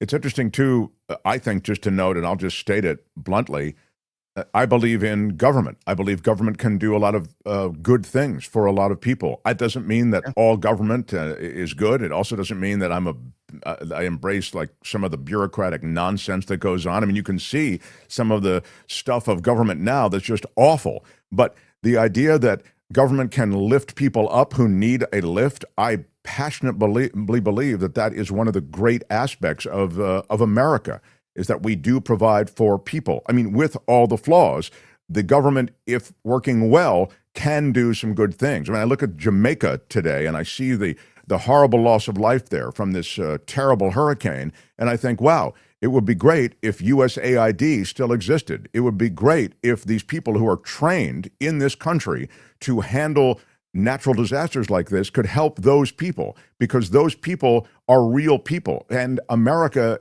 is a nation that used to stand for that kind of thing, reaching out and lifting others up. So there's a lot wrapped up in government, and to have the government closed is a net negative without question. And I think you speak well to the fact that there are real costs being paid by real Americans. And at the end of it all, those Americans have paid that cost. So it's not as though they can go back and, back pay the Americans who really took the hit during the closure.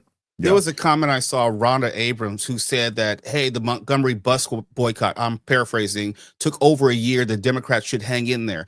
I don't agree with that analogy. And for those who don't know, in 1955, Rosa Parks, Montgomery bus boycott, it lasted about a little bit over a year, about a year and a month, and it brought to the bus company lines to its knees. But that was a small community. We're talking about maybe a couple of hundred or 1,000 African Americans. You can't use that with respect to the rest of the country when you're talking about 340 million. And riding the bus, even back then, was a choice. During the Montgomery bus boycott, they had people who were helping caravan people. They were giving people rides. You don't have that same option today when you're talking about being able to make it from week to week, to put food on the table, SNAP benefits and what have you. I understand that people want me to root against MAGA. I'm just telling you, this is where the country is headed, and these are some of the pitfalls which are in front of us. And no, I don't support MAGA, but I'm not here rooting. This is not a sport. I'm saying that America is going to lose regardless of who you support the longer the shutdown goes on. Now to the China trade deal. Donald Trump created a huge storm of issues around the economy and around trade. These chaotic, in my judgment, tariffs, they're inexplicable. You can't do any math that even applies to them. They set up a system of patronage where countries come to the president of the United States and they try to make a deal. Here's what's in it for you, Donald Trump. Here's what's in it for you, America. Can you give us some trade relief? And so it is with China, having cut off their soybean consumption, having sought other markets for the soybean consumption, specifically Brazil and Argentina, and American soybean farmers were left holding the bag. Trump was damaging his own constituency on some level and his own economy, right? Cutting off China, effectively cutting them off completely, is a brutal blow to the American economy and to the Chinese economy, to be fair. So both these leaders had an interest in getting some kind of rapprochement going, which they got. It seems to me like it was just sort of a ceasefire, kind of what they got in the Middle East, with, we'll work out the details later. For now, let's just do a swap with the hostages and get humanitarian relief in. Let's look at what they actually got. They got some tepid resumption of soybean consumption from the Chinese, and it seems as though they also got some chips on the tech side from the Americans, did the Chinese. It looks as though America gets to reopen these markets a bit, and you have a relationship with China that you had like back in January, when Trump was first coming into office. So he has gone through all of this just to sort of turn the clock back a few months. You beat me to that point, Mark. And there's this children's story, I can't remember the name of it, about this farmer who couldn't go to sleep. And then the doctor comes in and tells the farmer, okay, why don't you add this animal to your bedroom? And then this animal and this animal. And it gets louder and louder. And long story short is they say, okay, now remove this animal and remove this animal and remove this animal. And then eventually the farmer can sleep soundly. And what happens is you've added to a problem and then subtracted to it and say you've then solved the problem. It's like Malcolm X who said, you stab someone in the back with a 7-inch knife and then you pull it out 2 inches and then you claim like that's an improvement. Yeah, but who stabbed him in the first place? Who created this situation? How did we get here? And if you want to talk about soybeans, it's like, okay, so they're buying some of the soybeans, but not as much as they were, to your point, back in January. And we've given them more of our technology than we had back in January. And the farmers are suffering more now than back in January. So, this is the ridiculous idea that he is this great deal maker. No, he's transactional for the moment, not transformational. Well, you can say he's transformational as far as what he's done to the country. But yes, you look at this country on January 19th, across the board, with the exception of the stock market. I'll give him the stock market. But everywhere else, as far as this economy, it's worse. Well, undeniably. It's funny, just because you mentioned the stock market, you'll remember the stock market at all-time highs during the Biden administration and during the Biden end, that is to say, prior to the election. And then all you heard from the GOP is, well, the stock market's not the economy. The stock market's not which it was true. The stock market's not the economy. All right. But now when it's pretty much all you have, all you hear about is how the stock market's at record highs, et cetera. And of course, it's being held up by tremendous AI investment and all the rest. But back to the main point, which is Trump's been an arsonist, and now that he's gone around and put out a few fires, he's talking about, aren't I great? I'm a firefighter. It's just absolute insanity. And the spin on the China thing is so consistent with Trump. It's wave the trophy, take the photo, the handshake, and then enough of your media machine will support you back at home that you don't really need to worry about the details and what you've talked about. And you talk about MAGA. Most people in MAGA, and I'm generalizing, they don't care about the details. They care about the optics. The optics are that, hey, Trump made a deal with China. Trump did something that helped soybean farmers. That is the headline. That is not the body of the article. And if you don't read the article, you don't have the perspective. You don't have the economic reference point where we were, and that's now where we are. And unfortunately, we're not dealing in a time in which facts matter. We're not dealing in a time in which people are actually going to read that proverbial article, and they're not actually interested in policy. They're interested in proclamations, and they will believe whatever the president tells them, regardless of what the facts say. That's just so well said. It's identity politics on a level we really haven't seen before in the modern age. I want to ask you about Venezuela. Looks as though there are going to be some bombings. This is according to new reporting from the Miami Herald, that they're apparently preparing for strategic bombing missions inside Venezuela. What's happening down there? Well, it seems like we're declaring war without actually declaring war, whereas before we were just shooting missiles at boats. Now we're talking about actually strikes, airstrikes on sovereign soil in Venezuela, military bases, under the pretense of it being some sort of cartel infrastructure. And I just tell people, let's just reverse that. Imagine another country, any country, bombing American military facilities within the borders of our country, our sovereign nation, under the pretense of stopping this or stopping that. That instantaneously would be an act of war. Yeah, this is also, it seems to me, a very tenuous kind of relationship that Trump has suggested is between Venezuela and drug trafficking. I think we talked a bit about it last time. If you read about how drugs are trafficked now, it's just not all on these boats out of Venezuela or something. There's so many middlemen. It's become so sophisticated now that this is really a very old school way of looking at drug trafficking, if there even is drug trafficking going on a lot of these vessels. I mean, we just have to take guess the word of the Pentagon. If people, and I'm a student of history, anytime there's any type of similar mission or military strike, what usually would happen is the Pentagon would come out after the fact. And whether you believe the Pentagon or not, they would explain, this is what we had. This is what led up to the strike. This is how we conducted it. You got that after the killing of Osama bin Laden and so forth. You at least had some sort of record of what happened, why, who was responsible, and then the decisions leading up to the president making that decision. We don't get that anymore. We just get told after the fact they were drug dealers, and that's the end of it. And I don't know how or why this country accepts that. This is exactly how wars are started. And again, if you go back to the 1980s, Mark, and you kind of made this point, drugs got into this country not by boat, but by plane.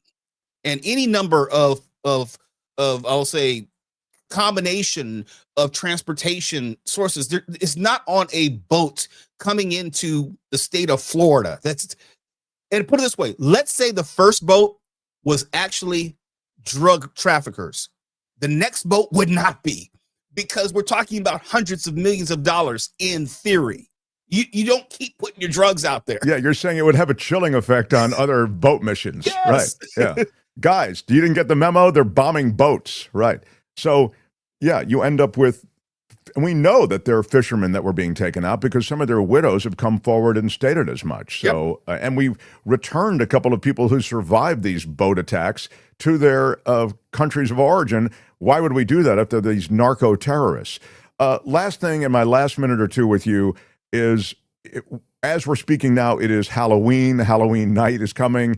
And Governor Pritzker has literally been pleading with the Department of Homeland Security queen, this Kristi Noem, who likes to dress up in camo and carry around those assault rifles and look tough and talk tough. He's begging her to give Chicago a break for a lot of trick-or-treaters who are innocent kids who are literally just going house to house. But we've seen the brutality and the ruthlessness, really, I'll just use that word, that these ICE agents have had. And now they'll be joined by even more aggressive, even more ruthless troops from the Border Patrol. And Pritzker is saying, please just let these kids go through Halloween. Can we not have a Halloween in peace? It's been a peaceful Halloween historically in Chicago. Leave us alone. And she's saying, hell no. If you've got a problem with our policy, take it up with the President of the United States. We're here to do a job. The cruelty is the point. That's the whole point of all this. The Trump White House is welcoming. They want the images of parents of trick-or-treaters, and if some kids get caught up in it as well, that's okay, being taken down. They know that parents will be taking their children from neighborhood to neighborhood. Not only are they exposed, but their children are exposed. It's the whole point. And that plays well on Fox News, on Newsmax, on OAN, all of those networks. They want the visuals. And the reason they want the visuals is because it's not going to happen to anyone who isn't white.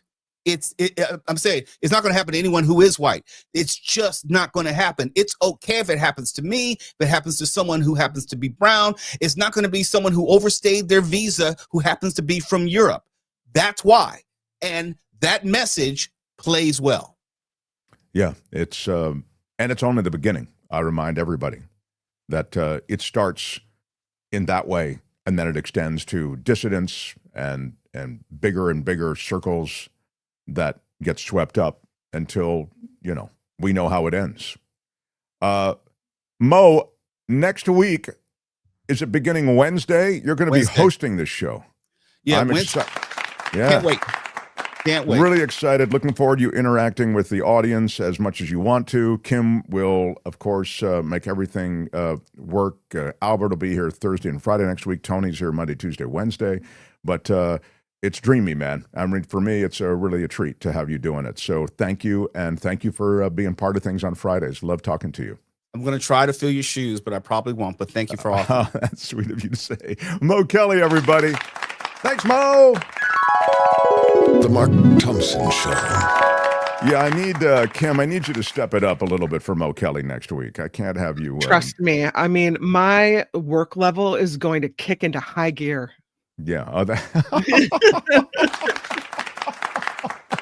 What? I have to try to impress Mo Kelly, you see? So, yeah. Mila says, Mark Thompson Show and Mr. Mo Kelly, don't participate in the gaslighting. It's not about Venezuelan drug trafficking. It's all about Venezuelan oil. That's interesting. This country does a lot of the... with Trump there could be some transactional things related to oil, I guess. Yeah, maybe. The realities around Venezuela are strange to me. I mean, but I know a lot of people voted in Trump. I mean, I know a lot of lefties who thought, oh, he's, going to end the wars. And I'm thinking, what are you talking about? I mean, he's the most basic, toxic, masculine flex. And the military works so well with that. And it's exactly what's happening. I mean, they all must dress up in camo in their spare time. That's their thing. The fetishizing of the military. We changed the Department of Defense to the Department of War. They can't wait to smack talk nations that, I get it, may be involved in the drug trade on some level, but certainly that level does not rise to that level which would require military interdiction. Plus, the kind of drug interdiction that we've done has been done through law enforcement. I mean, this idea that you just, ramp up an aircraft carrier, it's crazy, but it's very much on brand for this crew. Just from a female perspective, it all seems very testosterone-y. We're going to resume our nuclear tests. We're going to blow up these boats. We're going to do all these military things all of a sudden. And it just seems very like we need to show the world that our package is rather large. No, that's exactly right. I mean, I think it is very masculine, toxic masculinity, as I say. I think that's absolutely true. It's very basic. But, this is... it's an unsustainable and really poorly gamed out plan. I don't think they've gamed out, as I was mentioning at the beginning of the show, what's going to happen after this. You go into Venezuela, or even if you just go into Venezuela with targeted bombing on various military installations. Have you gamed out how that's going to go? You want to take on Venezuela, Colombia? What exactly is the strategy here in the blueprint moving forward? None of that has been figured out, I promise. These guys are a shoot first and ask questions later crowd. The nuclear testing where they don't even realize that which has been articulated as nuclear testing by other nations isn't nuclear testing. They're testing the delivery system. They're testing missiles. They're not detonating a nuclear device. There's been no nuclear device detonated by Russia, China, or the U.S. since the 90s. Yet Trump didn't really get all the information. He's like, wow, I mean, I want to keep up with them. I want to test the way. And Hegseth, who's just a pretty face, who talks tough, puts down his drink for a second, jumps out of the makeup room at the Pentagon and goes, yes, sir, absolutely, sir. We're going to test those nukes for you, sir. Venezuela nationalized their vast oil reserves to benefit the people of that country. Exxon, Chevron, et al. Want the U.S. to install a puppet regime to privatize that oil. Drugs are a cover story, says Mila. Wow. Well, if that's true, you'll need more than just targeted military strikes to make that happen. So we'll see. But I have important work to do on this show. First of all, I must remind you to smash that like button. Smash it with your iron rod. We try to bring you some takes on the show, some people to weigh in on this show, some views of what's happening in the world that you may not get anywhere else, or if you get them somewhere else, you have to go to a lot of different places to get them. Sometimes I think we can be a clearinghouse of some really good stuff that we source across the world. Anthony Davis, great takes. We'll drop that as a separate video today. Mo Kelly, same story. Michael Shore returns next week with Mo. And yes, the big news that I have to get to is associated with a feature that we started on the radio. This is a radio show originally that we brought from the radio to YouTube. And we were on in San Francisco, a very popular radio show, but then the whole station went away and we were washed down the tubes with it. It's such a bummer. Came over here under cover of darkness. And we were able to get it going. We came with the people who were on our show. Albert, and Kim, Tony we picked up in L.A., but the Culture Blaster, Snyder, he was on in San Francisco. Mm-hmm. Gary Dietrich, he was on. He came with us. David K. Johnston came over with us. And we're really excited that you've supported us, many of you. So appreciate that. Well, one of the features that we had on the show focuses on a state which, let's be honest, seems to serve up a little of the offbeat, lawless, and drugged out. To be fair, I think a lot of states fall into this category. We just focus on one. This is Friday Fabulous Florida. It's time for Friday Fabulous Florida. There is a gigantic alligator in my kitchen. A look at the weirdest stories from our weirdest state. I'll invite the Culture Blaster, Michael Snyder, in for this as well. If you want to chime in on any way, Michael, you can. You're welcome, always. I appreciate that. Yes. But you're not obligated to. 6 nudists are arrested. What? They bared all on the wrong Florida beach, says the sheriff. Uh-oh. Yep. Daniel Harrison, 77. Wow. What? I don't want to see that. Donald Knapp, 74. Nor that. Gatane Lambert, Stephen Markenke, Elmer Quant, and Nicholas Ramos, who's 27. So there's 27. I'll take that. I don't want to see people in their 70s. What? Nude. I don't mean, by the way. What's wrong with older bodies? Well, I just think that they're not typically, maybe the Golden Bachelor, but I don't know. They're kissed by the Florida sun, Mark. Come on. You're right. You know what? I take that back. Maybe these people actually would. Would you like to apologize for what you've done? I would like to apologize. Now I look at them, I think, you know what? They look hot, and I'd like to see them naked. Right? Yeah. So The image is hideous. My bad. I'm sorry. All right. The sunburnt family jewels, says True Tech. Indeed. They do look pretty good for people in their 70s, maybe, John says. Anyway, more to it. The arrest came after the sheriff's office said that it got numerous complaints regarding unauthorized nudity at the Little Mud boat ramp area in Fort Pierce.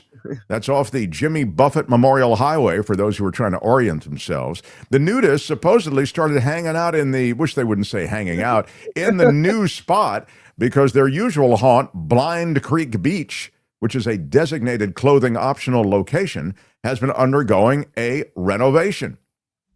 The parking area at Blind Creek Beach is being paved, you see, and so it's closed. So while that's going on, some of these nudists are attempting to relocate, and they're ending up outside the permitted area.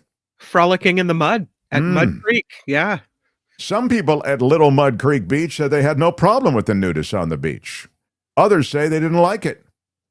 One woman, who didn't give her name, said, "You would find it upsetting if you saw somebody here naked on this beach. It would be odd, yes, because young families could be here, and the reality, the sign does say you have to be clothed or in a bathing suit."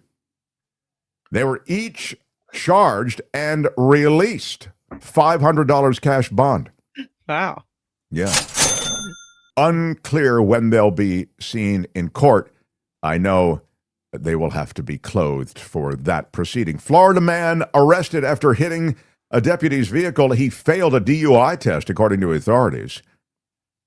Yep. I'd be willing to bet my lunch that there's alcohol involved. Proof that there was alcohol involved. A Bunnell man was arrested after authorities said that he struck a Putnam County deputy's patrol car, later failed sobriety tests. And the crash happened near the county line while a deputy was assisting a disabled vehicle. Deputies said the silver Ford F-150 driven by Michael Natale, he's 42 years old, hit the deputy's patrol car, damaging its mirror. Then he continued driving. The deputy followed the truck for about a mile. And then the truck stopped. Natale reportedly fell asleep in his vehicle while waiting for the deputies to arrive. Deputies said he then stumbled, smelled of alcohol, had glassy, bloodshot eyes. There he is, Michael Natale. I'll give you a chance to evaluate his booking photo on the Mark Thompson Show booking meter. A 7 says Dillette. A 6 to a 7 says Phineas. A 6 says Gone Fishing. A 7 says Tammy. William Lundgren gives him a 7. It looks like he's weighing in around a 7 Yeah, with I most guess everyone. 6.5. He's a good-looking guy, but he's an angry drunk. I think he looks like one of those tough guys that you like, Kim. You know, Kim likes the bad boys, and I think maybe he's one of those. I think that's one of the cars you don't want to hit also. Like, if you're going to be drunk driving, you don't want to hit a deputy's car. Yeah, you don't want to. Try not to sideswipe a cruiser from the cops. Yeah. A Florida man with a thermos inserted in his body is caught sneaking it into the Polk County Jail. He, as the sheriff, Grady Judd, said, he put it up the exit ramp. Yeah. Thought we had this story once before. We did, but it's so good that I don't mind There's doing it a again. reason that this place is fun. Yeah. Bring it again. Do you guys actually think this wouldn't happen twice in Florida? Florida, that's true. It's possible it would happen again.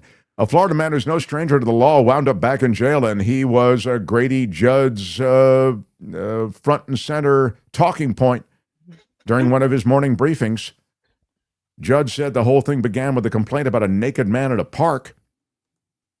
And apparently, this naked guy, there's a lot of nudity in Florida today.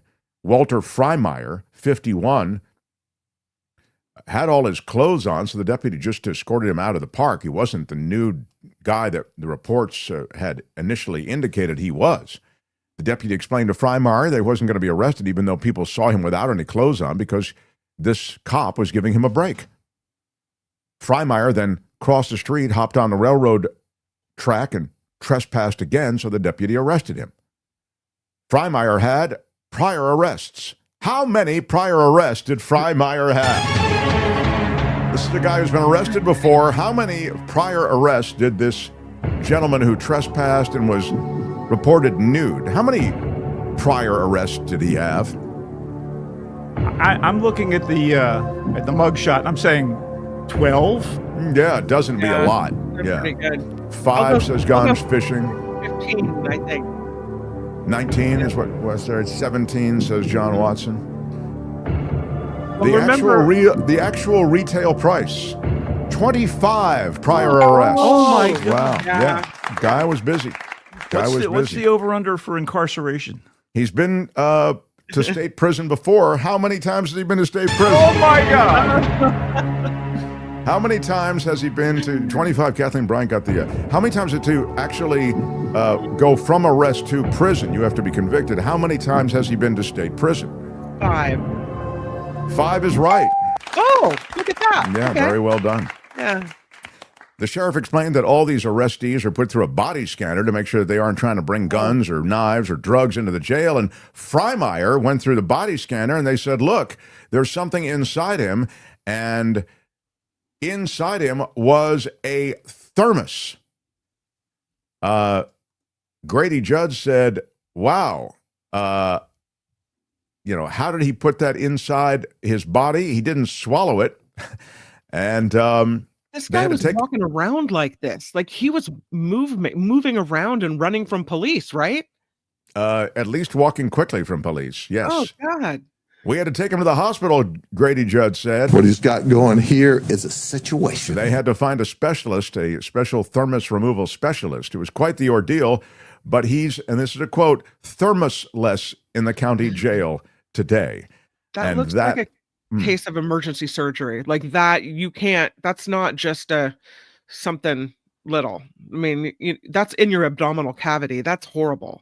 That's how you can tell how many times he's been to prison. Like he's cooked this up probably on the 24th try. He was like, I think I could do this. If you can find my car keys, I can drive us out of here. All right, so here is the recap of what you found in Friday Fabulous Florida. You have 6 nudists arrested for bearing it all on the wrong Florida beach to do that. A Florida man arrested after hitting a deputy's vehicle and failing the DUI test. A Florida man with the thermos up his rear. Exit ramp, and and he then takes the incarceration to a whole new level. We don't want to pick a favorite, but we must. And I ask you, what's your favorite, Michael Snyder? Thermos. He likes the thermos. I do. Kim, how about you? I realize we've had the story before, but it doesn't get old. Indeed, I agree. How are you? I concur with Michael Snyder. Thermos. Albert, how did it do in the online poll? Everybody's liking the thermos. I do like the nudity story. I just like them all agreeing to shed the clothes, and people, just the normal people around that area, just. Chaplain Fred agrees with you. He likes the nudity. Excellent. It's good to see a little diversity of opinion. My question is, was the thermos meant to keep a liquid warm or cold? I just can't even begin to imagine. Yeah. Naked Seniors for the Win Mark says gone fishing. Yeah. I see the virtue in all of these. Very well curated, Albert. Thank you. Could be a Brit. Have to have their tea. When you really love your Coachella Valley Coachella Valley, gotta have that Coachella Valley tea. You must have it. And look, why not just take it with you? Well, you didn't bring enough for the whole... Oh, I did. I brought enough for the entire cell. You can find it right up my rear. Oh, no. Sheriff Judd brought the thermos out for an exhibit in his public press meeting. Yeah, did he? That's a... what he's got going here is a situation. That's Friday Fabulous Florida. This has been Friday Fabulous Florida. There is a gigantic alligator in my kitchen. Y'all come back now, here.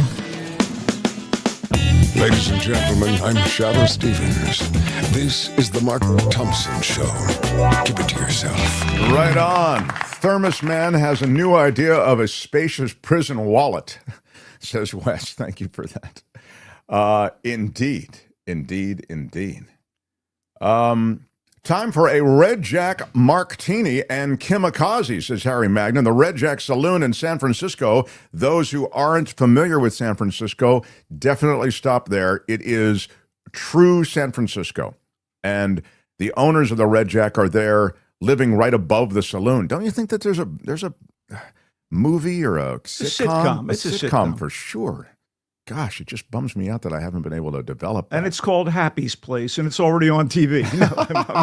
I don't know. Wow. That's the Reba McEntire show. I have no idea. What? All right, man. Who knew? They're already on it. No, I did. No, I haven't watched a second of it, but you see enough promos, Yeah. Love for Mo Kelly. Please read them. Thank you, Mo, for all the evenings of humor, learning, and intellectual expansion at your previous gig. Hashtag Dark Gable, huge always. Yeah, I know that Mo responded to you, Louise, so so glad you could recognize that. And Milo, thanks for hearing me out. Of course, Milo. Milo was the one who believed that it's an oil play as opposed to a I'm just looking at this Wes theory. Wes says, I feel a little personally targeted every time they do this bit. I guess, well, we mean nothing personal with the Friday Fabulous Florida. All right, without any further delay, although we have delayed, is there anything I need to do before I get to the culture bastard, Michael Snyder? Kim, I ask you. I like to ask Kim things occasionally. It keeps her kind of in the game so she doesn't sort of drift off. On my toes, yeah. So I don't sleep through the show. Exactly. I think we Kim, how are you? moving straight ahead to movies and entertainment. All right. This guy knows all things entertainment, streaming universe, the theater experience universe, clubs, music, subtitles, Marvel universe, DC universe, movies, limited run series, you name it. He writes about it. He knows it. He does come and go. Yes, on a rainbow. Michael Snyder, the Culture Blaster, everyone. Hi, Michael Snyder. Hi, Mark. Hi, Kim. Hi, Albert. And hello, Remarkables. Love you all. It's Halloween. I just love the beginning of the holiday season. It's a time of spooks and spirits and scary, nightmarish things that can haunt your very thoughts. Wow. And speaking of ghouls, is it just me, or does Caroline Levitt look like a woman who would angrily boil a pet bunny that belonged to her ex-lover's daughter? Yeah. We got Steven, Nosferatu Miller, Crazy Eyes, Cash Patel, Christy the evil dog-slaying gnome, Pete the human hangover Hegseth, and their supreme ruler, Jabba the Trump. I am not saying that DC is a nonstop creature feature. Actually, now that I think about it, that is exactly what I'm saying. The big picture this Halloween, America is now an autocracy, cosplaying as a democracy. I can't believe we're in this situation. Speaking of which, you might notice we're not on camera. There's only one camera because, Mark doesn't want anybody upstaging him. But I'm wearing my Exorcist T-shirt in honor of Halloween. And I received We'll get a picture of it later. I received an unconfirmed report that Pazuzu, the demon from The Exorcist, showed up in D.C. in search of a fresh body to possess, looked around and said, nope, heading back to hell. Wow. I've had my fill. Yeah. Anyway. Well, I'm excited that you brought your haunted house to our haunted house. What do you have for us, oh great Culture Blaster? Well, I have a number of movies and maybe a couple TV shows. All right. Shall we get to it? Well, absolutely. Okay, so Nouvelle Vague, which is French for New Wave, is the second movie from Austin, Texas director and screenwriter Richard Linklater. He just did Blue Moon, but this is the second film of his to be released in the past few weeks, and it is a perfect example of why I love his stuff. Indeed, smart, adventurous, and eclectic filmmakers like Linklater are the way I, approach film myself. I want to see something different, exciting, provocative, and it's why I love movies in general. And eclectic, I mean, this is the guy who broke through with the stoner teen comedy Dazed and Confused and went on to do the Romantic Before trilogy, the Oscar-winning cinema verite style family drama Boyhood, the rollicking comedy with music School of Rock, and the recent crime comedy Hitman, which was inspired by the life of a real undercover police operative. Like Blue Moon and Hitman, by the way, Blue Moon was about the struggles and personal demons of the great Broadway songwriter Lorenz Hart. And Nouvelle Vague is based on real people and real events. And for a film fanatic like me, it is a joyous look at movie history in the making, depicting the birth of the French New Wave movement in the late 1950s and early 60s through the conception, the casting, and the filming of director Jean-Luc Godard's rough and ready, low-budget wedding of crime, doomed romance, and beatnik chic Breathless. And Breathless in 1960, when it came out, teamed the rising tough guy actor Jean-Paul Belmondo with the fresh-faced American screen ingenue Gene Seberg. And in addition to being Linklater's cinematic love letter to Godard and Breathless, Nouvelle Vague introduces many of Godard's peers from the influential Cahiers de Cinema Film Studies group. They were all students of the medium who would go on to revolutionize the creation and nature of movies. And these people include, get this, Francois Truffaut, Claude Chabrol, Jean-Pierre Melville, and also present at that time were those that influenced them, such as the theater and film maestro Jean Cocteau. And the casting in this film, Nouvelle Vague, it's uncanny. I don't know how else to put it. Guillaume Marbach as Godard and Aubrey Dulin as Belmondo are just right, as is the sole familiar American actor in the cast, Zoe Deutsch as Seberg, who met a tragic early demise in 1979. At around the age of 40, she was a probable suicide. And for those who don't know about her or her career, Seberg appeared in memorable roles in movies including Bonjour Tristesse, Saint Joan, and A Fine Madness. And she was a bit of a radical. She was targeted by the FBI for her support of the Black Panther Party, which had to have stressed her out. But I digress. None of that is, part of this movie. And many of the significant figures in the film look so much like the real deal, it's like they were plucked out of the time stream or something. I mean, the actor portraying Cocteau truly seems to be this long-dead legend of theater and film come back to life. And, I have to say, Linklater and his crew do such a phenomenal job of reproducing the settings, clothing, black and white film grain, and the aspect ratio of the era, and of scenes from Breathless, that Nouvelle Vague appears to actually have been shot in 1960. It's like film magic, and it's thrilling to get an up-close and personal approximation of Godard's unconventional approach to shooting a feature film. Clearly, I love Nouvelle Vague. I don't know if it's kind of your thing. I mean, it's movies, it's French, it's all that sophisticated crap that you love. And it's directed by an American, and there is some English language in there, but when it's not you like in to English, speak to French. You can read the subtitles. No, I'm not saying just because I have you're somewhat of a facility so Michael with the language. Snyder, this movie. Oh my God! But a lot of people in the chat are excited about seeing it. So I think you're onto something here. Consider what Linklater has done, and such populist sort of films in the past, to do something like this again, which is kind of a love letter to guerrilla filmmaking in some ways, because that's probably how the guy started. Sure. Anyway, high marks to Nouvelle Vague and to Richard Linklater in general. Love it. Yeah, what else do you have of great culture blast? So I got to say, Mark, Anniversary, I think, is a must for you, Kim, and the audience to see. Is it timely? It is painfully so. Anniversary is a portrait of a family ripped asunder by a growing, exclusionary, frighteningly familiar political movement that is cloaked in blind patriotism. Sound familiar? I know it sounds familiar. Wow. So this movie takes that circumstance, which finds its figurehead in an aggrieved young woman whose wholesome appearance hides her sinister agenda, and who seeks revenge upon those who she feels wronged or belittled her.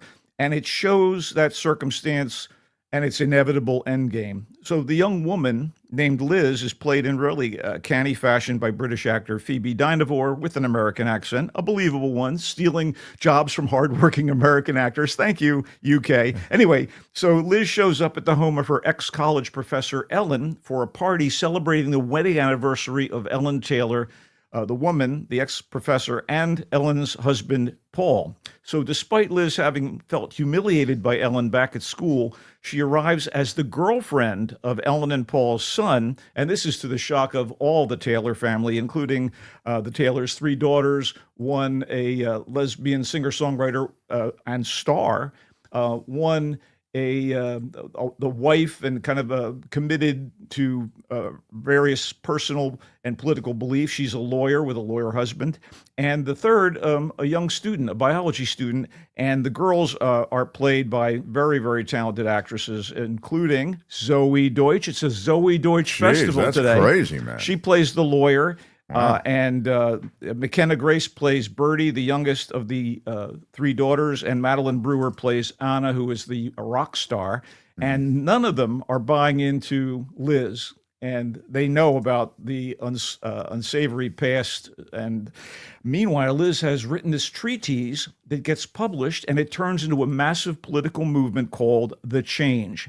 So Anniversary shows what happens over the next few years as The Change, backed by big corporate financing, becomes the most powerful political movement in America. Wow. And what's on the surface, a cautionary tale of corporate enabled authoritarianism, begins to seem more and more like something ripped from tomorrow's headlines. Yikes. Anyway, Anniversary was directed and co-written by Jan Komasa. And kudos to him for the bold, or her, I don't know. It's Jan. It's so... You don't know much, do you? You don't know much. You like the movie, though, is what I'm getting. Bold, you really liked it. Bold, provocative, and tragic. Bold, provocative. Oh, tragic. No, it's tragic. Come on. You mean authoritarianism and the rise of it doesn't have a happy ending associated, a big Hollywood ending? Of course, you can watch the film and find out. But in any event, like Nouvelle Vague, it is in select theaters.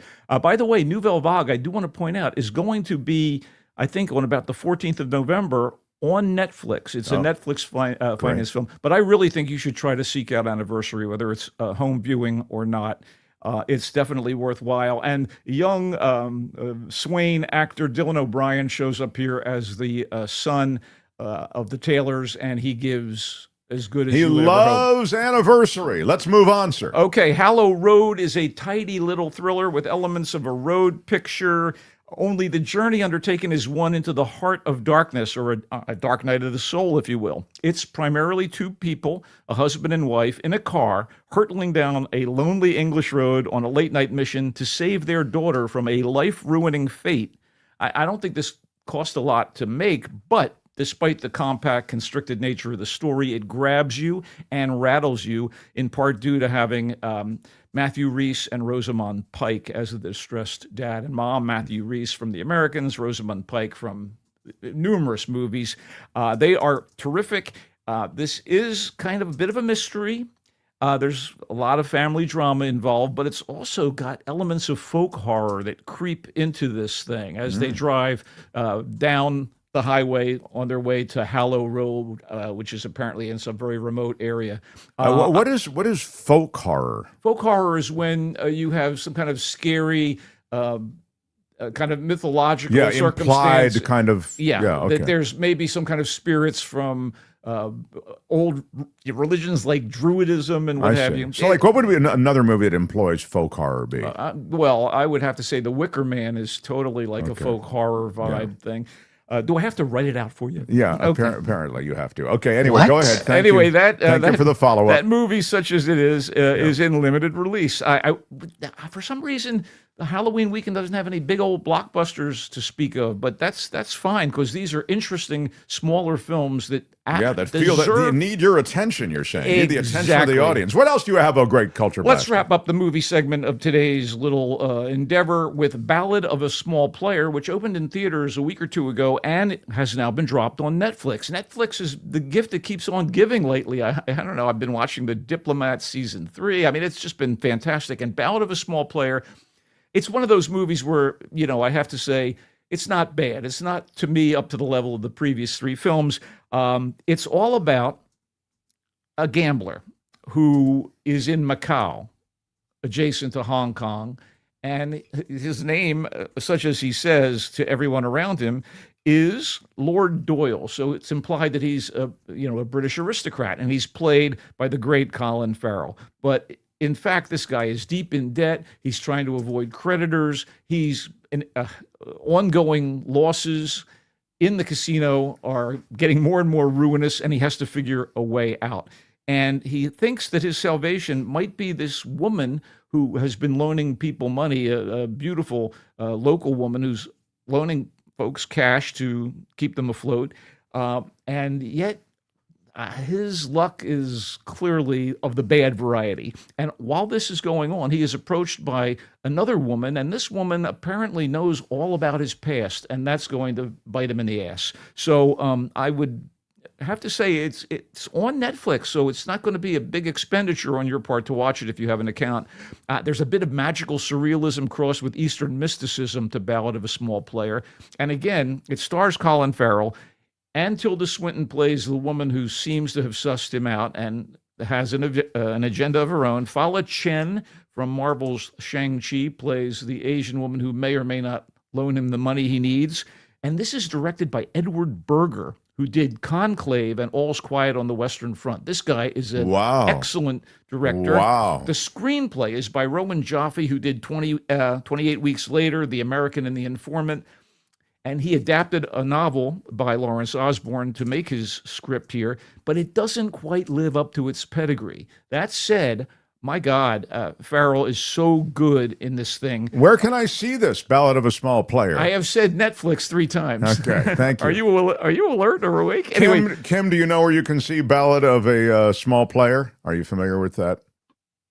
You know where you can see it? Was that in limited release? In theater? I knew she wasn't paying attention. I don't blame her. She's working on that. It was in part in limited release. Yes. Thank you. He was giving me a hard time because he was giving me a hard time because he had said it was available on Netflix 3 times, and then I said, where can you see it? And then he said, I've said 3 times, and so I was bringing you in to give me cover because I knew you also probably missed it. Yeah. Why see this? Why see this? The literate script, the exotic location, and the great performances by Farrell, Swinton, and Chen. And Farrell in particular gives yet another complex, fully realized performance to go along with other recent triumphs like his work in The Penguin, Sugar, and of course, you must know about his wonderful performance in The Banshees of Inisherin.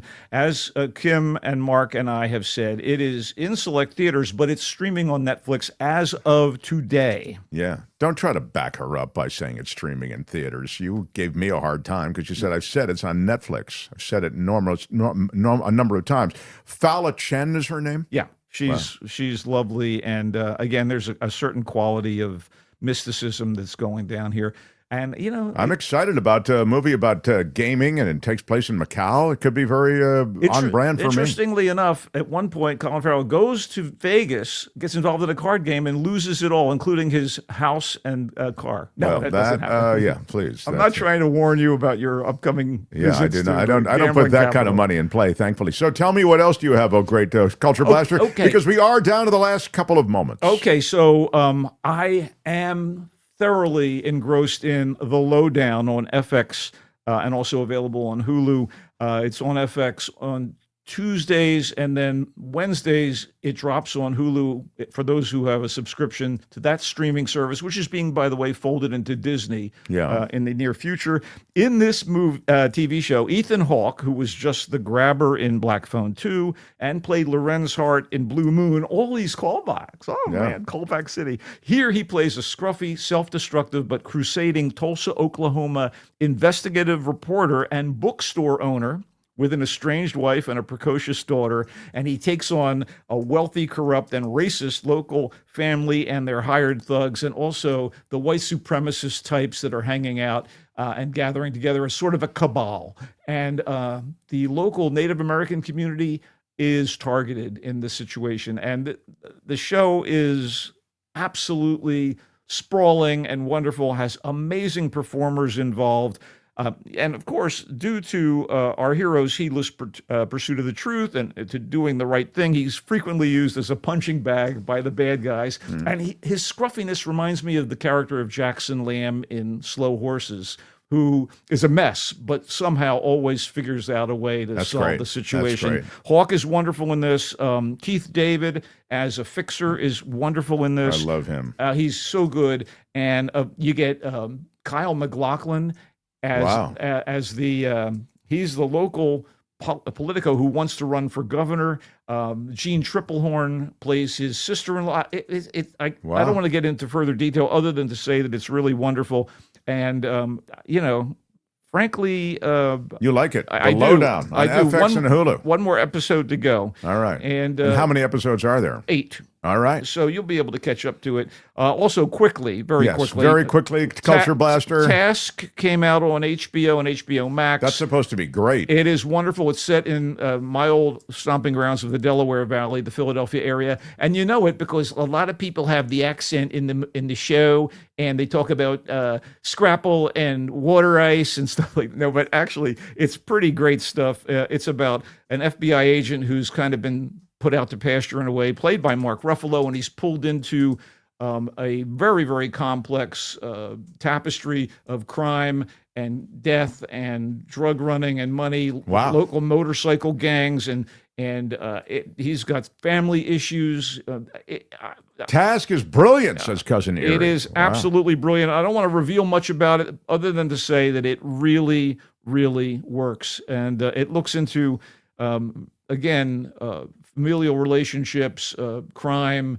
There are shades of gray on display here, and Ruffalo is absolutely wonderful. Wow. Adam David says he does want to ding on Asunder. When you were talking about the family that was torn asunder, I will award a ding. By the way, the mom and dad in Anniversary, I really have to point to them. They were great. Kyle Chandler and Diane Lane do incredibly good work in Anniversary. And again, maybe I'm gushing about it because it's just so topical, so crazy topical. All right, before we roll out, Mark, I want to say that in past Halloweens, I have attended the wondrous West Hollywood Street Carnival on Santa Monica. But I think tonight I'm going to head to the Barclay Bar and Restaurant in South Pasadena for a Halloween party headlined by the High Desert Blues Review with DJs El Guapo and David Augustine. It's a free party. Wow. And tomorrow night in San Francisco, there will be a post-Halloween booty mashup party at the Cat Club. Always fun. With DJs Adriana, Jupiter, and Time, plus a costume contest with best and worst prizes, a drag show, and more. I'd be there if I was by the bay. A crazy, degenerate liberal, and I love it. All right, now, Snyder, mention... and remind people a special Halloween South Park tonight, says Phineas J. Whoopi. Absolutely. I'm excited about that. And also, I do want to point out that if you are interested in the Lowdown and want to read more about it, my current column in The Voice of San Francisco is giving you the lowdown on the lowdown, and you can check it out at thevoicesf.org. Happy Halloween to all. Let's keep it Halloweird, but if you're driving, just don't do too much of the Halloweed. I get what you did. I want to quickly run down that which Michael shared. He is the Culture Blaster, blasted out Task, which he really likes, set in the Delaware Valley, the Philly area. FBI agent put out to pasture. Mark Ruffalo springs into action, and Michael really likes it. Seems to be backed up by people in the chat as well. The Lowdown on FX and Hulu. Ethan Hawke, the self-destructive investigative reporter and bookstore owner. Keith David's in it. Kyle MacLachlan's in it. Jean Triplehorn's in it. And Michael Snyder, the Culture Blaster, is way in it. He is way into it and recommends it highly. Last appearance, by the way, by the great Native American actor Graham Greene. Oh. And this is done by the guy behind Reservation Dogs. Oh, wow. So, yes, so a lot of good pedigree in The Lowdown. That's on FX and Hulu. Ballad of a Small Player. Not up to the previous 3 films from this guy, but it's pretty good. Michael says it's worth checking out. It's about a gambler in Macau. Lord Doyle is his name. He's played by Colin Farrell. Tilda Swinton's in it. And it's, is it Fala Chen's in it? Fala Chen is lovely. And the director of All Quiet on the Western Front. I mean, that was a tour de force of a film. And Conclave. Man, impressive. Ballad of a Small Player is viewable on Netflix. Hallow Road is the Matthew Rhys and Rosamund Pike offering. A bit of mystery and folk horror. It grabs you. It rattles you. The Culture Blaster liked it. My sense was you didn't love it, but you liked it. You are correct. Okay. Anniversary. The timely portrait of a family ripped apart by blind patriotism. Zoe Deutsch, The Rise of Corporate Authoritarianism. It's bold, and I don't want to give away any endings, but it's tragic. And it's so timely and relevant. Oh, boy, yeah. It? By the way, Diane Lane, man, she can still deliver the great action. Love Diane Lane, and when I say I love her, I mean I've had a mad-ass crush on her for about as long as I can remember. Anniversary is available in select theaters, yes, and sir. It will be soon, Michael thinks, streamable, but it's not streamable yet. No. Anniversary. Nouvelle Vague is the Richard Linklater movie that Michael loved, from the guy who brought you Dazed and Confused, Little Blue Men, and Little Blue Moon, I should say, and Hitman. This is based on real events. It depicts the birth of the French New Wave movement. The cast is perfect. The mood is perfect. It is all wonderful. The Culture Blaster loves it, and you can find it in select theaters. And on the 14th on Netflix. And yeah, it's a little inside baseball, but if you're a cinephile, and I am. Yes, you are. Oh, yeah. Cinephile's a ding word. Michael, thank you. You can find Michael, his musings, his writings. He writes about more than just movies and music. He writes on all kinds of things. TheVoiceSF.org. He does come and go on a rainbow. Bye-bye, Culture Blaster. Happy Halloween, and go Niners, of course. Yeah. Niners have run up against some pretty strong headwinds, haven't they? The Mark Thompson Show. Commissioner, it's sort of been a rough ride for the Niners. But Chaplain Fred offers this. By the way, Mark, now you know what I look like, and yes, I am a chaplain. Not what you thought, I bet. LOL. Actually, I don't know. I didn't have any kind of preconceived notion, but I did love seeing Chaplain Fred with the police chief of Los Angeles. Yeah. That was pretty cool. Kim, glad I could wake you long enough to participate here at the end of the show. Tell me what you have for next week for us. Oh, next week is going to be really exciting. Mo Kelly will be hosting the show. I think they're going to be in Monday and Tuesday, and then Mo takes over on Wednesday. Aren't you going to miss me giving you a hard time? Yes, it's going to be horrible. Monday, though, you will be back. Which one is Mark Thompson? Yeah. And you will be back to talk to Gary Dietrich. And We Michael could try ignoring it, sir. Yeah, all right. Michael Hiltzik will be on the show, and Karen Dawn will talk animals on the show. He is a Pulitzer Prize winner, that Michael Hiltzik, and Gary Dietrich will try to make sense of this madness that seems to be overtaking this country.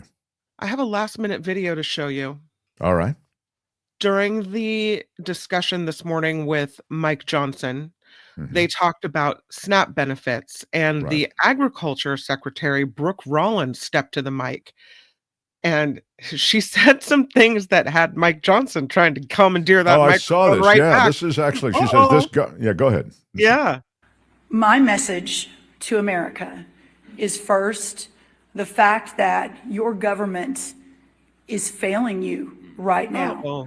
That poverty is not red or blue. It is not a Republican or Democrat issue. It doesn't matter who you voted for, or even if you voted. That if you are in a position where you can't feed your family, and you're relying on that $187 a month for an average family in the SNAP program, that we have failed you. I think the way I interpreted that, I was trying to figure out what she was really saying, because I don't see her going off script like that. Do you? Did you interpret it as sort of take it at face value? She's saying what she means? No, I don't think so. But I think that when you say your government has failed you, I think immediately Mike Johnson's thinking, oh, you shouldn't be saying that. Oh, I agree. Right? I think she didn't express it the way that CC Ryder I mean, says 3, 2, 1, fired. Right, exactly. Yeah. But I think she was trying to say they were trying to blame the Democrats, and I feel like on some level maybe she was going for that, but it definitely did not come out that way. No, it didn't come out that way. And I think they don't want people to think that Republicans are on food stamps or SNAP or whatever, that they want people to think, no, it's the Democrats draining the system. It's the people of color. It's not us, it's them, right? So when she comes out and says, that it doesn't matter your party, it doesn't matter who you voted for, if you can't feed your family, government has failed you. That's not the MAGA message. Fair. She was trying to say good day, sir, says Sally Shoemaker. Yeah, it did feel very good day, sir. Mm-hmm. I will grant you that. I mean, there's definitely, there's a context where that makes sense, but it didn't, it makes sense for those guys. But Mark, don't play drops while Kim is talking, says Noah Fidian. No, we always play the drops, right? Yeah, we play it no matter who's talking. Listen to me. I don't want to hear you. Yeah, we don't distinguish who's talking. We play drops right over them. They play them right over me. They do this to me all the time. I don't know what the hell they do it for. Yeah. Anyway. That's right. Kamish, welcome back. Any thoughts on the Niners? Rough week. The injuries caught up to us, but it should be better. A lot better this week, I feel like. It's ridiculous. Their bye week is week 14. Yeah. And that's like right when the playoffs are going to start. That's a little unfair, yeah. We're already the most historically injured team in the league. We need to give us a week 4 bye to get our feet under. Yeah. Can't get a break. Cannot get a break. All right, we'll drop the conversation with Anthony Davis later today. Albert will take care of that. Podcast will go up right after the show. Thank you for being here, everyone. Happy Halloween! Woo! Happy Halloween. Have a safe one. And we will see you back here on Monday with a big show on Monday. And it's his birthday Monday. Maybe I'll get him to stop through the great Shadoe Stevens. I'm Shadoe Stevens for the Mark Thompson Show. Bye-bye. Always a great way to finish the week. Out of time. Bye-bye. Out of time. Saying goodbye. Bye-bye.